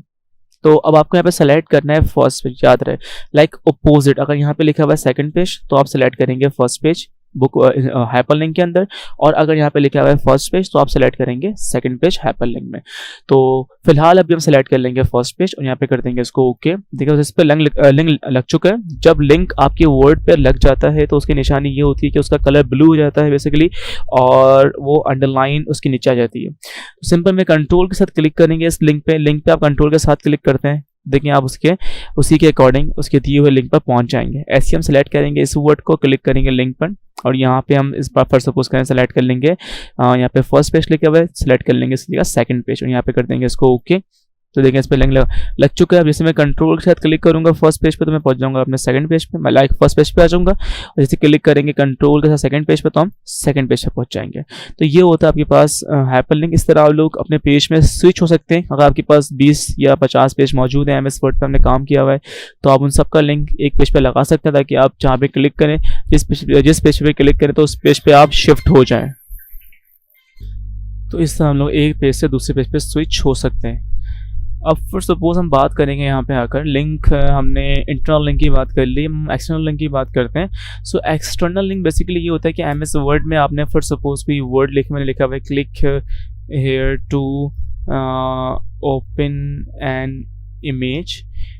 अब मैं इस इमेज को सेलेक्ट करूंगा, अगर मुझे इस पर लिंक लगाना है एक्सटर्नल, लाइक मैं क्लिक करूँ इमेज पे तो मेरे पास इमेज ओपन होकर आ जाए। क्लिक करेंगे इसके ऊपर, उसके बाद जस्ट क्लिक कर देंगे लिंक पर। जैसे हम हाइपर लिंक पर क्लिक करेंगे तो हम पहले हमने बात की थी इंटरनल लिंक की, हमने क्लिक किया था प्लेस इन दिस डॉक्यूमेंट के ऊपर। अब हम बात कर रहे हैं एक्सटर्नल लिंक की, तो हम क्लिक करेंगे एक्सिटिंग फाइल और वेब पेज पे। यहाँ पे क्लिक करने के बाद अब आपको इमेज सर्च आउट करनी है, कोई भी फाइल हो आप, ठीक है, इस तरह इमेज के बजाय कोई फाइल का लिंक भी लगा सकते हैं। तो फिलहाल मैं अभी यहाँ पे इमेज का लिंक लगा दूंगा। तो इमेज सर्च कर लेते हैं, इमेज कोई हमारे पास मौजूद है। तो ये हमारे पास एक इमेज मौजूद है, इस यहाँ पे सेलेक्ट करेंगे इमेज को आप, और यहाँ से कर देंगे इसको ओके। तो जैसे आप ओके करेंगे तो इस इमेज के बाद लिंक लग जाएगा। आप कंट्रोल दबा के क्लिक करेंगे लिंक पे तो वो लिंक एक्सेस हो जाएगा, होने के बाद वाकई इस तरह इमेज ओपन होकर आ जाएगी कुछ इस तरह से। तो इस तरह हम जो अपनी इमेजेस भी इस पर इम्प्लीमेंट कर सकते हैं लिंक के तौर पर, और इंटरनल और एक्सटर्नल लिंक दोनों इस पर हम लोग इम्प्लीमेंट कर सकते हैं। हेडर फुटर एमएस वर्ड में दो ऐसे ऑप्शंस हैं जो कि बेसिकली एमएस वर्ड के पेज के ऊपर इम्प्लीमेंट किए जाते हैं। और हेडर बेसिकली पेज के टॉप पे लिखा जाता है और फुटर पेज के बॉटम एरिया पे लिखा जाता है। तो हेडर और फुटर को लिखने का पर्पस क्या होता है कि आप ऐसा कंटेंट जो कि हर पेज पे चाहते हैं कि सर अगर हम एक बार इम्प्लीमेंट कर दें पेज के ऊपर फर्स्ट पेज पे, और वही सेम कंटेंट पहले उसमें ऑब्जेक्ट हो, कोई सा भी शेप्स हो या पिक्चर हो, वो आपकी हर पेज के ऊपर आपको दिखाई दे, ठीक है। तो फिर उस कंडीशन में आप हेडर का इस्तेमाल करते हैं, फुटर का इस्तेमाल करते हैं। हेडर बेसिकली पेज के टॉप के लिए इस्तेमाल किया जाता है, फुटर बेसिकली पेज के बॉटम एरिया पे कुछ भी टाइप करने के लिए यूज किया जाता है। तो फर्स्ट सपोज यहाँ पे क्लिक करेंगे हेडर पे, और क्लिक करने के बाद यहाँ पे कुछ बाय डिफ़ॉल्ट बने बनाए इसमें हेडर्स दिए हुए होते हैं।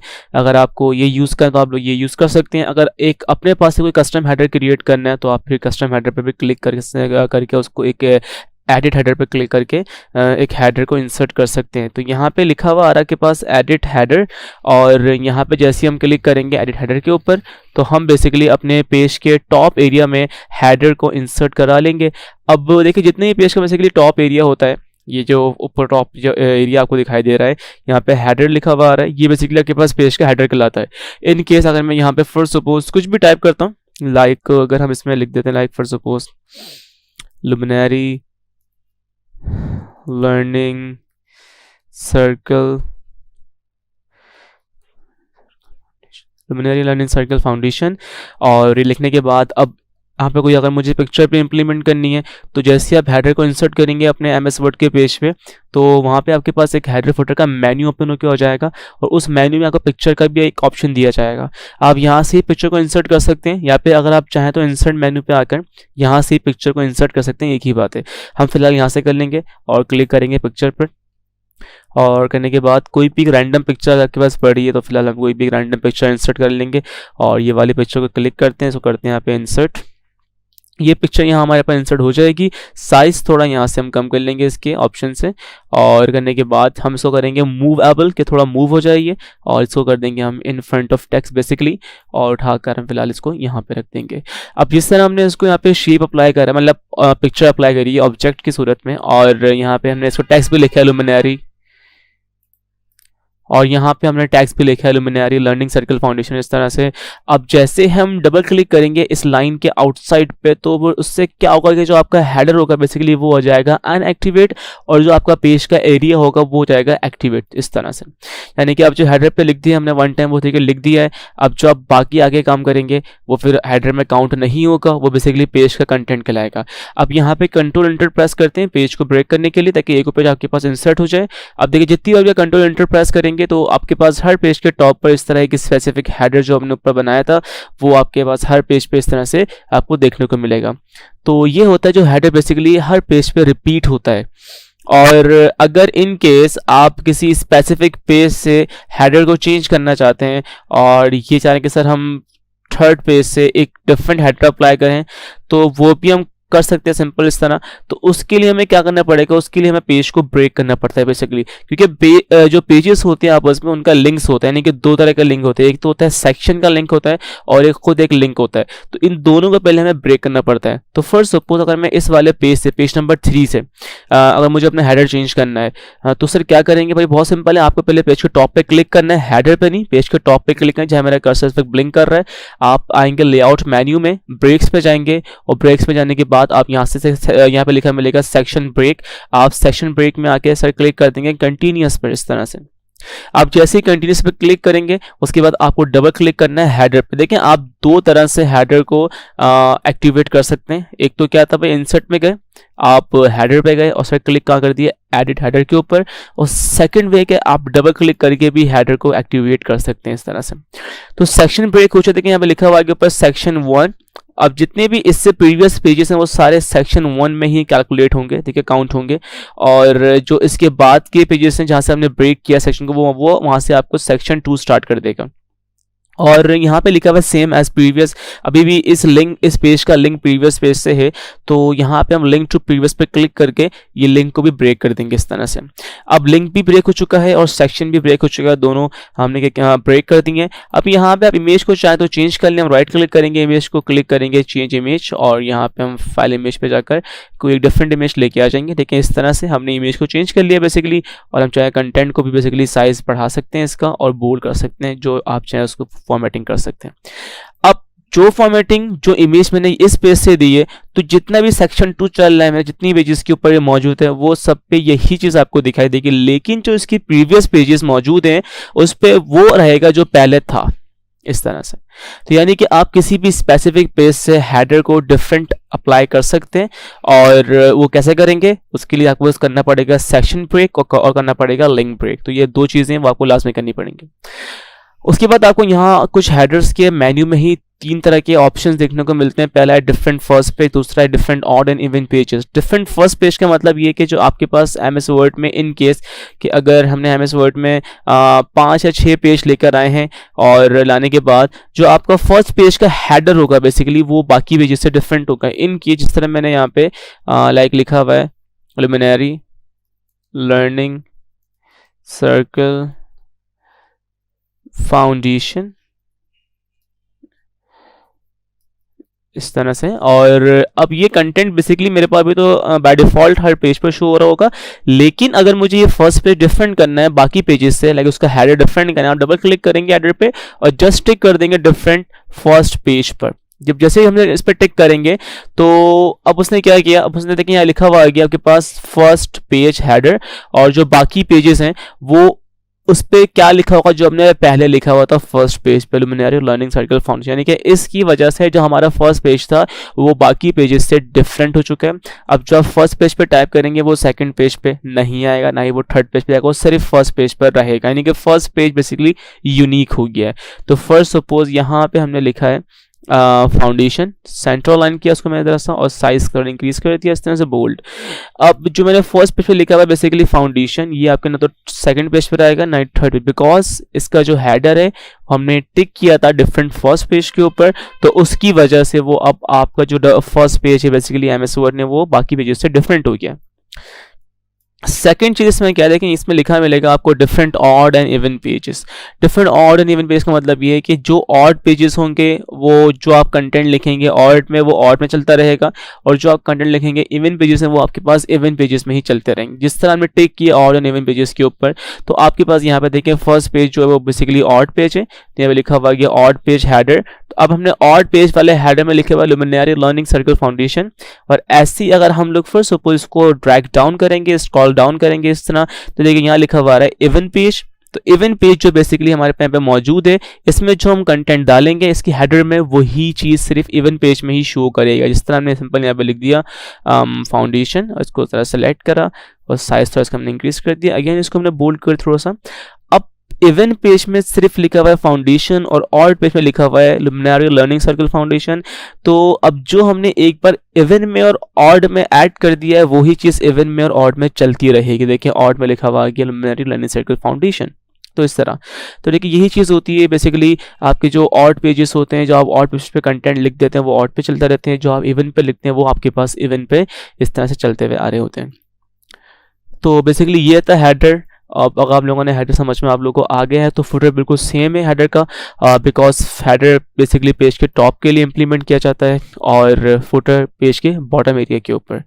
फिलहाल अभी हम बात करेंगे पेज नंबर की, कि पेज नंबर क्या होते हैं। अगर हम अपने पेजेस के ऊपर 1 बाय 1 नंबर्स को ऐड करना चाहें या फिर लगाना चाहें, तो भाई बहुत सिंपल है। हम यहाँ पे क्लिक करेंगे इंसर्ट मेन्यू पे और सर क्लिक करेंगे पेज नंबर पे, और यहाँ पे हम कोई भी एक पोजीशन पेज की सेलेक्ट कर लेंगे। तो आपको जो नंबर चाहिए वो पेज के किस प्लेस पर चाहिए, किस मतलब कौन सी जगह पे चाहिए, पेज के टॉप पर, पेज के बॉटम पर, या पेज की मार्जिन साइड पर, या पेज के करंट पोजीशन जहाँ आपका कर्सर इस पर ब्लिंक कर रहा है उस साइड पर। तो फिलहाल अभी हम यहाँ पर आते हैं और सर सेलेक्ट करते हैं टॉप ऑफ द पेज, और क्लिक करने के बाद यहाँ पे डिफरेंट तरह के पेज नंबर के डिजाइन्स होंगे, यहाँ पे सैंपल्स मौजूद हैं। और तो यहाँ पे आपको जो ठीक लग रहा है, फर्स्ट ऊपर अभी हम लोग इंप्लीमेंट कर लेते हैं एसेंट बार 2 वाला। जस्ट क्लिक करेंगे इसके ऊपर, जैसे ही हम क्लिक करेंगे हमारे पेज के ऊपर इंप्लीमेंट हो जाएगा। और अब आप एमएस वर्ड में जितने भी पेजेस लेकर आएंगे तो पेजेस के अकॉर्डिंग पेज नंबर आपको वो शो करेगा। तो फर्स्ट सपोज अभी हमने पेज नंबर 7 तक इंसर्ट कर लिए हैं। पेज कैसे इंसर्ट किए जा रहे हैं, आपको जस्ट कंट्रोल एंटर प्रेस करने, आपके पास पेज ऑटोमेटिकली इस तरह आते जाएंगे। उसके बाद यहाँ पे देखिए पेज नंबर 1 से स्टार्ट किया, पेज नंबर 7 तक एंड किया है। और अगर मुझे पेज नंबर फिर सपोज करें 3 के बाद से, अगेन वही कंडीशन का मुझे पेज नंबर 3 के बाद से पेज नंबर 4 का पेज नंबर फॉर्मेट चेंज करना है। यानी कि अब 4 लिखा हुआ नहीं, यहाँ पे अल्फ़ाबेटिकल कोई अल्फ़ाबेट लिखा हुआ है, लाइक ए लिखा हुआ है या फिर बी लिखा हुआ है, वट एवर। ठीक है, कुछ ऐसे ही मुझे मतलब इसका फॉर्मेट चेंज करना है। तो फॉर्मेट भी चेंज करने के लिए क्या करेंगे, क्योंकि अगेन ये आपके हेडर सेक्शन के अंदर आता है। तो अगेन हम क्या करेंगे, इसको बेसिकली पेज को ब्रेक करेंगे, उसके बाद पेज के आपस में लिंक को ब्रेक करेंगे, ताकि जब पेज ब्रेक हो जाए, उसका लिंक ब्रेक हो जाए, तो उसके बाद हम इसका फॉर्मेट चेंज कर सकते हैं। तो अगेन लेआउट पे जाएंगे, ब्रेक्स पे जाएंगे और क्लिक कर देंगे कंटिन्यूअस के ऊपर। यहाँ से ये हो गया सेक्शन ब्रेक, डबल क्लिक करेंगे हेडर पे और क्लिक करने के बाद जैसे लिंक को भी ठीक है यहाँ पे हटा देंगे इस तरह से। और लिंक को हटाने के बाद अगेन यहाँ पे देखिए लिखा आपको मिलता है पेज नंबर, जस्ट क्लिक करना है पेज नंबर के ऊपर और आपको सर क्लिक करना है फॉर्मेट पेज नंबर पे यहाँ पे इस तरह से। जैसे आप क्लिक करेंगे फॉर्मेट पेज नंबर में यहाँ पे लिखा हुआ आ जाएगा नंबर फॉर्मेट, आपको कौन सा नंबर फॉर्मेट चाहिए तो हम यहाँ पे क्लिक करेंगे। यहाँ पे डिफरेंट तरह के होते हैं, alphabetical, Roman, counting and so on. तो फर्स्ट सपोज अब यहाँ पे अल्फाबेट सेलेक्ट कर लेंगे कैपिटल, और कहाँ से स्टार्ट करना है हम कर देंगे स्टार्ट एट ए से स्टार्ट कर देंगे इसको। ये करने के बाद आप जस्ट यहाँ से ओके पे क्लिक कर देंगे तो देखें वो आपके पास पेज नंबर ए से स्टार्ट हो जाएगा। लेकिन इसके जो प्रीवियस पेजेस हैं वहाँ पे वो नंबर्स के अकॉर्डिंग चलेगा इस तरह से 3 तक, और वो यहाँ से जो सेशन नंबर 2 स्टार्ट किया हमने यहाँ से वो अल्फाबेटिकल हो चुका है। तो पेज नंबर ए यहाँ पर है, पेज नंबर बी अगेन आगे है, और पेज नंबर सी वो आपको आगे दिखाएगा। तो ऐसे ही इसको कंटिन्यू करता रहेगा आगे। तो बेसिकली इस तरह से हम लोग पेज नंबर्स को भी इम्प्लीमेंट कर सकते हैं पेज के ऊपर, पेज के ही अकॉर्डिंग। चलिए जी, अब बात करते हैं टेक्स्ट ग्रुप के बारे में। तो टेक्स्ट ग्रुप में सबसे पहली चीज़ जो आपको यहाँ पे देखने को मिलती है वो होती है text box. Text box basically एक शेप ही कहलाता है जो कि आपको मतलब ये फैसिलिटी प्रोवाइड करता है कि आप पेज के किसी भी एरिया पे कुछ भी टाइप कर सकते हैं with the help of text box. आपको जस्ट क्लिक करना है टेक्स्ट बॉक्स के ऊपर और यहाँ पे लिखा होता है ड्रॉ टेक्स्ट बॉक्स। अगेन एक चीज़ आपको मैं गाइड कर दूँ कि इसमें आपको अगेन कुछ बने बनाए टेक्स्ट बॉक्स देखने को मिलेंगे। तो इफ़ यू वांट तो आप यहाँ कोई भी टेक्स्ट बॉक्स यहाँ से उठा के इंसर्ट कर सकते हैं पेज के ऊपर, उसके ऊपर भी काम कर सकते हैं इफ़ यू वांट। अगर आप नहीं चाहते हैं, अगर आप चाह रहे हैं कि सर हमें खुद एक अपना एक टेक्स्ट बॉक्स ड्रॉ करना है, तो फिर आपको जस्ट क्लिक करना पड़ेगा ड्रॉ टेक्स्ट बॉक्स के ऊपर यहाँ पे इस तरह से। यहाँ पे क्लिक करेंगे जैसे तो यहाँ पे आपके पास बना हुआ आ जाएगा कुछ प्लस का साइन, जस्ट ड्रैग करेंगे इसको इस तरह, तो आपके पास देखें टेक्स्ट बॉक्स ड्रॉ के आ जाएगा। जब भी आप टेक्स्ट बॉक्स ड्रॉ करते हैं तो आपके पास टेक्स्ट बॉक्स की आउटलाइन बेसिकली और उसका फिल शेप साथ आता है। तो आप पहले उसकी आउटलाइन ख़त्म कर दीजिए, लाजमी नहीं है फिर भी आप कर सकते हैं अगर आप चाहते हैं तो। हमने इसका नो फिल भी ख़त्म कर दिया, इसकी आउटलाइन भी यहाँ से हमने इसको रिमूव कर दिया बेसिकली। और यहाँ पे हम कोई भी कंटेंट दे सकते हैं। फर्स्ट ऊपर हमने यहाँ पे दे दिया रैंडम कमांड से एंटर किया, तो देखिए अब यानी यहाँ पे टेक्स्ट बॉक्स में जितना भी कंटेंट लिखा है वो मेरे ही अकॉर्डिंग टेक्स्ट में फिक्स होकर आ रहा है, ठीक है। आप इस जिस तरह चाहे कि इसको एडजस्ट करवा सकते हैं बेसिकली। ये आपके पास होता है टेक्स्ट बॉक्स। टेक्स्ट बॉक्स को आप फिर कहीं भी इस तरह मूव कर लें, पेज के किसी भी कॉर्नर पे ले जाएं। इसका साइज़ आप यहाँ से भी इंक्रीज़ कर सकती हैं। जो डॉट्स आपको दे रखे हैं इन्होंने यहाँ से, तो आपको जस्ट डॉट्स पे क्लिक करना है, उसको फिर यहाँ से इंक्रीज़ कर देना है साइज़ का अगर आप चाहते हैं तो। टेक्स्ट बॉक्स को आप कहीं भी बेसिकली मूव करवा सकते हैं और उसमें आप जितना कंटेंट चाहें उसमें ठीक है आप बेसिकली ऐड कर सकते हैं। तो फर्स्ट ऑफ ऑल हमने यहाँ पे कंटेंट दिया गया है इसमें, और यहाँ पे उसको इस तरह साइज़ को भी टेक्स्ट बॉक्स को इंक्रीज़ कर सकते हैं। तो बेसिकली टेक्स्ट बॉक्स आपको अपने कंटेंट को कहीं भी प्लेस करने के लिए यूज़ किया जाता है। और यहाँ पे चीज़ टेक्स्ट बॉक्स आई होप कि समझ में आप लोग को आ गया होगा। अब इससे थोड़ा सा आगे बढ़ जाते हैं।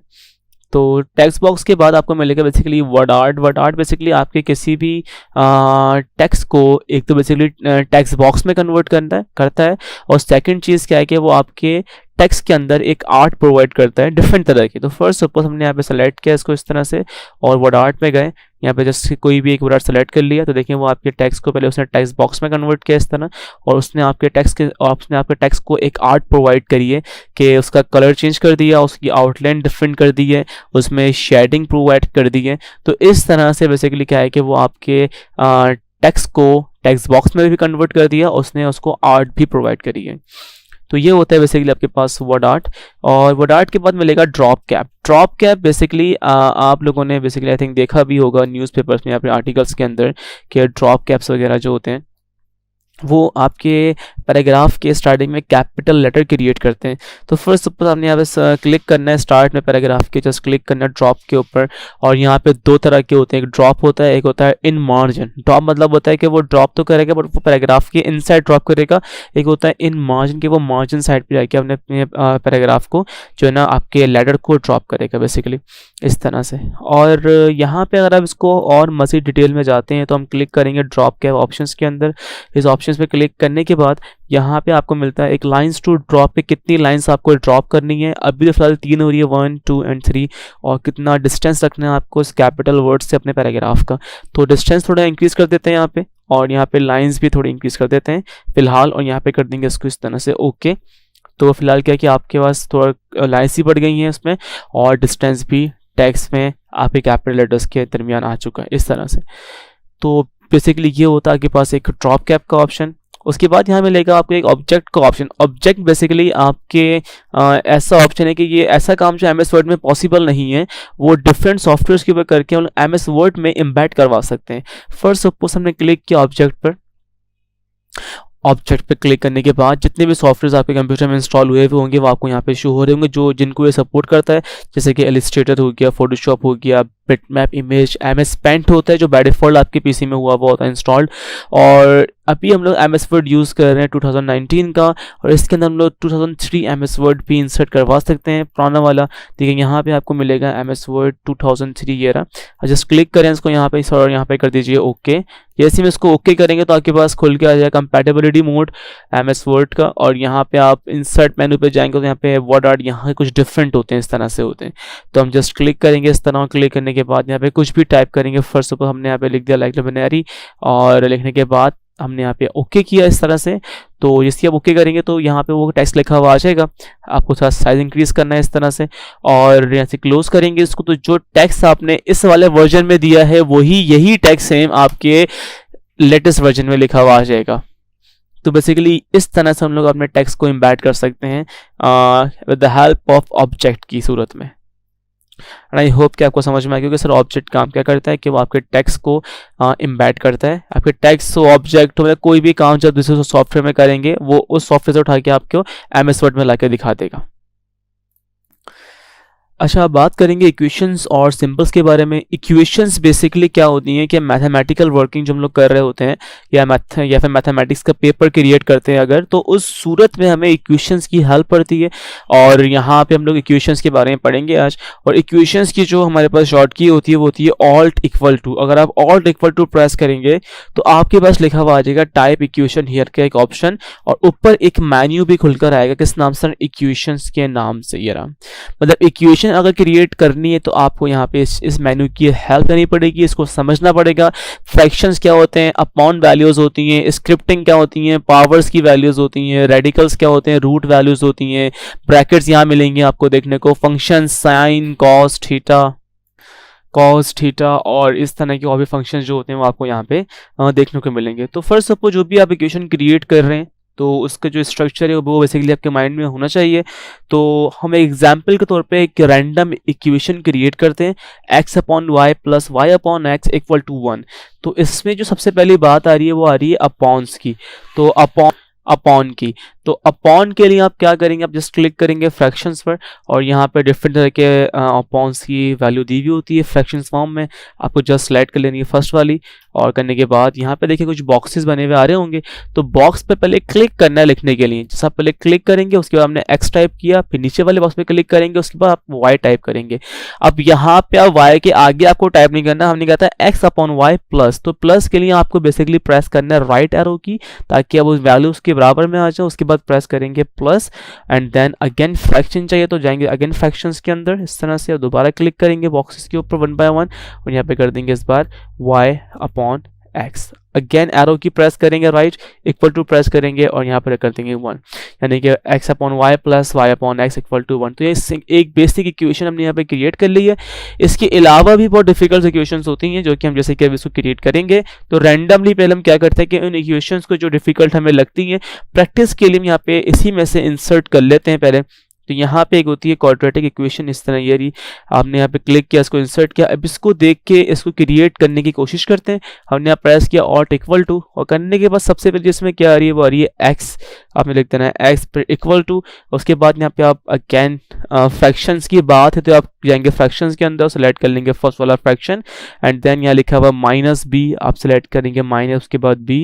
देन यहाँ पे आ रहा है सिंबल प्लस माइनस का, तो प्लस माइनस का सिंबल बेसिकली आपको सिंबल्स में देखने को मिलेगा, और इन सिंबल्स के लिए आप सिंबल्स वाले सेक्शन पे आएंगे, और यहाँ पे आपको डिफरेंट सिंबल्स चाहिए। अभी फिलहाल हम यहाँ से सेलेक्ट कर लेंगे बेसिक मैथ का माइनस या प्लस, और यहाँ से आप क्लिक करेंगे, यहाँ पे डिफरेंट तरह के सिंबल्स भी आप लोग ऑपरेट कर सकते हैं यहाँ से।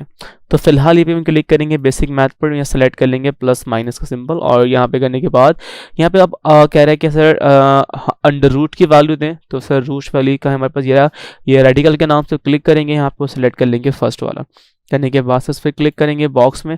उसके बाद यहाँ पे आ रही है बी स्क्वायर, तो ये स्क्रिप्टिंग वाले आप क्लिक करेंगे, स्क्रिप्टिंग पे सेलेक्ट कर लेंगे अगेन फर्स्ट वाला, इस तरह से सेलेक्ट करेंगे, इस वाले बॉक्स पे बी लिख देंगे और क्लिक करेंगे इस वाले बॉक्स के ऊपर आप 2 लिख देंगे, यानी कि बॉक्स को सेलेक्ट करना it is compulsory.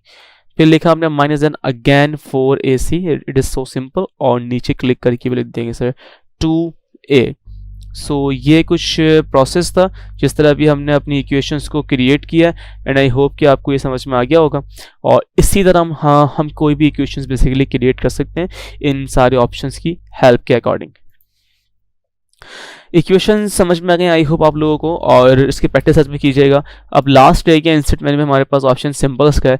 Symbols basically हम मतलब किसी भी चीज़ का एक सिंबल होता है, कोई करेंसी है उसका एक सिंबल होता है, फेस, इमोजीज वो भी सिंबल्स में होते हैं, और ऐसे बहुत सी चीज़ें हैं जो सिंबल्स के अंदर ही कैलकुलेट होती हैं, काउंट की जाती हैं। तो फर्स्ट सपोज हम यहाँ पे क्लिक कर देना मोर सिंबल्स पे, अगर हमें ऐसा सिंबल ना मिले जो हमें यहाँ पे चाहिए तो जस्ट क्लिक कर देंगे मोर सिंबल्स पर, और क्लिक करने के बाद यहाँ पे आपके पास एक विंडो खुलकर आएगी। इस विंडो में आपको कुछ सिंबल्स देखने को मिल रहे होंगे, ठीक है, सिंपल इज डैट। तो ये सारे सिंबल्स बेसिकली, इन सारे सिंबल्स का एक नाम होता है स्पेसिफिक, यानी कि हर सिंबल्स एक कैटेगरीज में फॉल कर रहे होते हैं, और वो कैटेगरीज फॉन्ट्स की होती हैं। तो यहाँ पे ऊपर आपको लिखा हुआ मिलेगा फॉन्ट्स, और यहाँ पे लिखा हुआ आ रहा है वेबडिंग्स। तो ये सारे सिंबल्स वेबडिंग्स के अकॉर्डिंग है। अगर आपको डिफरेंट चाहिए सिंबल्स तो यहाँ पे डिफरेंट फॉन्ट की कैटेगरी सेलेक्ट करें तो फॉन्ट्स भी सिंबल्स भी आपके पास डिफरेंट आ जाएंगे। तो फिलहाल अभी हम ये वाले सेलेक्ट कर लेते हैं वेबडिंग, और सेलेक्ट करते हैं फर्स्ट वाला स्पाइडर वाला सिंबल, और इसको यहाँ से इंसर्ट करते हैं पेज पे। देखिए आपके पास पेज पे इस तरह से बनकर आ जाएंगे, काफ़ी स्मॉल साइज में आ रहे हैं। तो फिलहाल अगर यहाँ पे हम क्लिक करके साइज थोड़ा बढ़ा दें इसका, यहाँ पे इसको इंसर्ट करें तो ये आपके पास पेज पे बनकर आएंगे। तो देखिए यहाँ पे आपके पास ये सेंटर में इस तरह से बनकर आ रहे हैं। सेलेक्ट करके साइज थोड़ा इसका और इंक्रीज कर देना है ताकि आपको क्लियर दिखाई दे। तो ये बेसिकली इस तरह से हम लोग अपने सिंबल्स को इंसर्ट कर सकते हैं। और किसी भी सिंबल की शॉर्ट की अगर क्रिएट करनी है, कोई ऐसा सिंबल जो हमें बार बार यूज़ करना पड़ रहा है, तो उसकी हम शॉर्ट की भी क्रिएट कर सकते हैं। फर्स्ट सपोज हमने यहाँ पे सेलेक्ट किया इसका स्पाइडर और वेब, और क्लिक करने के बाद हमने क्लिक कर देना है शॉर्ट कीज़ के ऊपर, शॉर्टकट की पे। जैसे हम क्लिक करेंगे यहाँ पे आपके पास एक खुल के आएगा ऑप्शन। इस ऑप्शन में लिखा होता है प्रेस न्यू शॉर्टकट की। इसमें वो शॉर्टकट की इस्तेमाल ना करें जो पहले से यूज़ हुई, जैसे कंट्रोल बी बोल्ड के लिए होती है, तो ये आपसे कहेगा कि sir currently assign to bold, ये बोल्ड के लिए इस्तेमाल हो चुकी है, तो you have to use something different. आपको कोई डिफरेंट शॉर्ट की इस्तेमाल करनी है, जैसे कि हमने यहाँ पे कंट्रोल अल्टर 9 का इस्तेमाल किया है। तो सर कह रहे कि ये शॉर्ट की अनअसाइन, यानी कि ये शॉर्ट की असाइन नहीं हुई, यानी कि आप असाइन कर सकते हैं। तो सिंपल आप क्लिक करते हैं असाइन के बटन पर ताकि ये शॉर्ट की यहाँ से हट के असाइन वाले करंट कीज में आ जाए। जब यहाँ पे आ जाएगी तो जैसे आप क्लिक कर दिए क्लोज पर, और यहाँ पे कर देंगे क्लोज। जो शॉर्ट कीज आपने क्रिएट की थी कंट्रोल अल्टर 9, आप उसे प्रेस करें, देखें तो वो जो शॉर्ट की आपने क्रिएट की थी इस तरह वो आपके पास सिंबल्स को लेकर आ रही है। तो ये प्रोसेस होता है किसी भी सिंबल्स की शॉर्ट की को क्रिएट करने का। सो यहाँ पे बेसिकली आपका ख़त्म होता है इंसर्ट मेन्यू। और एंड आई होप कि आपको ये जो आज की वीडियो थी वो समझ में आई होगी, और इसकी प्रैक्टिस कीजिएगा अच्छे से अच्छे, ताकि आपको और भी इसमें जो ऑप्शंस हैं इंसर्ट मेन्यू में जितने भी हैं जो बेसिकली इंपॉर्टेंट जो हमने पढ़े हैं वो आपको अच्छे से और समझ में आ जाए। और अगर आपको वीडियो मेरी अच्छी लगी है तो काइंडली सब्सक्राइब कीजिएगा और लाइक कीजिएगा और कमेंट भी कीजिएगा। अल्लाह हाफिज़।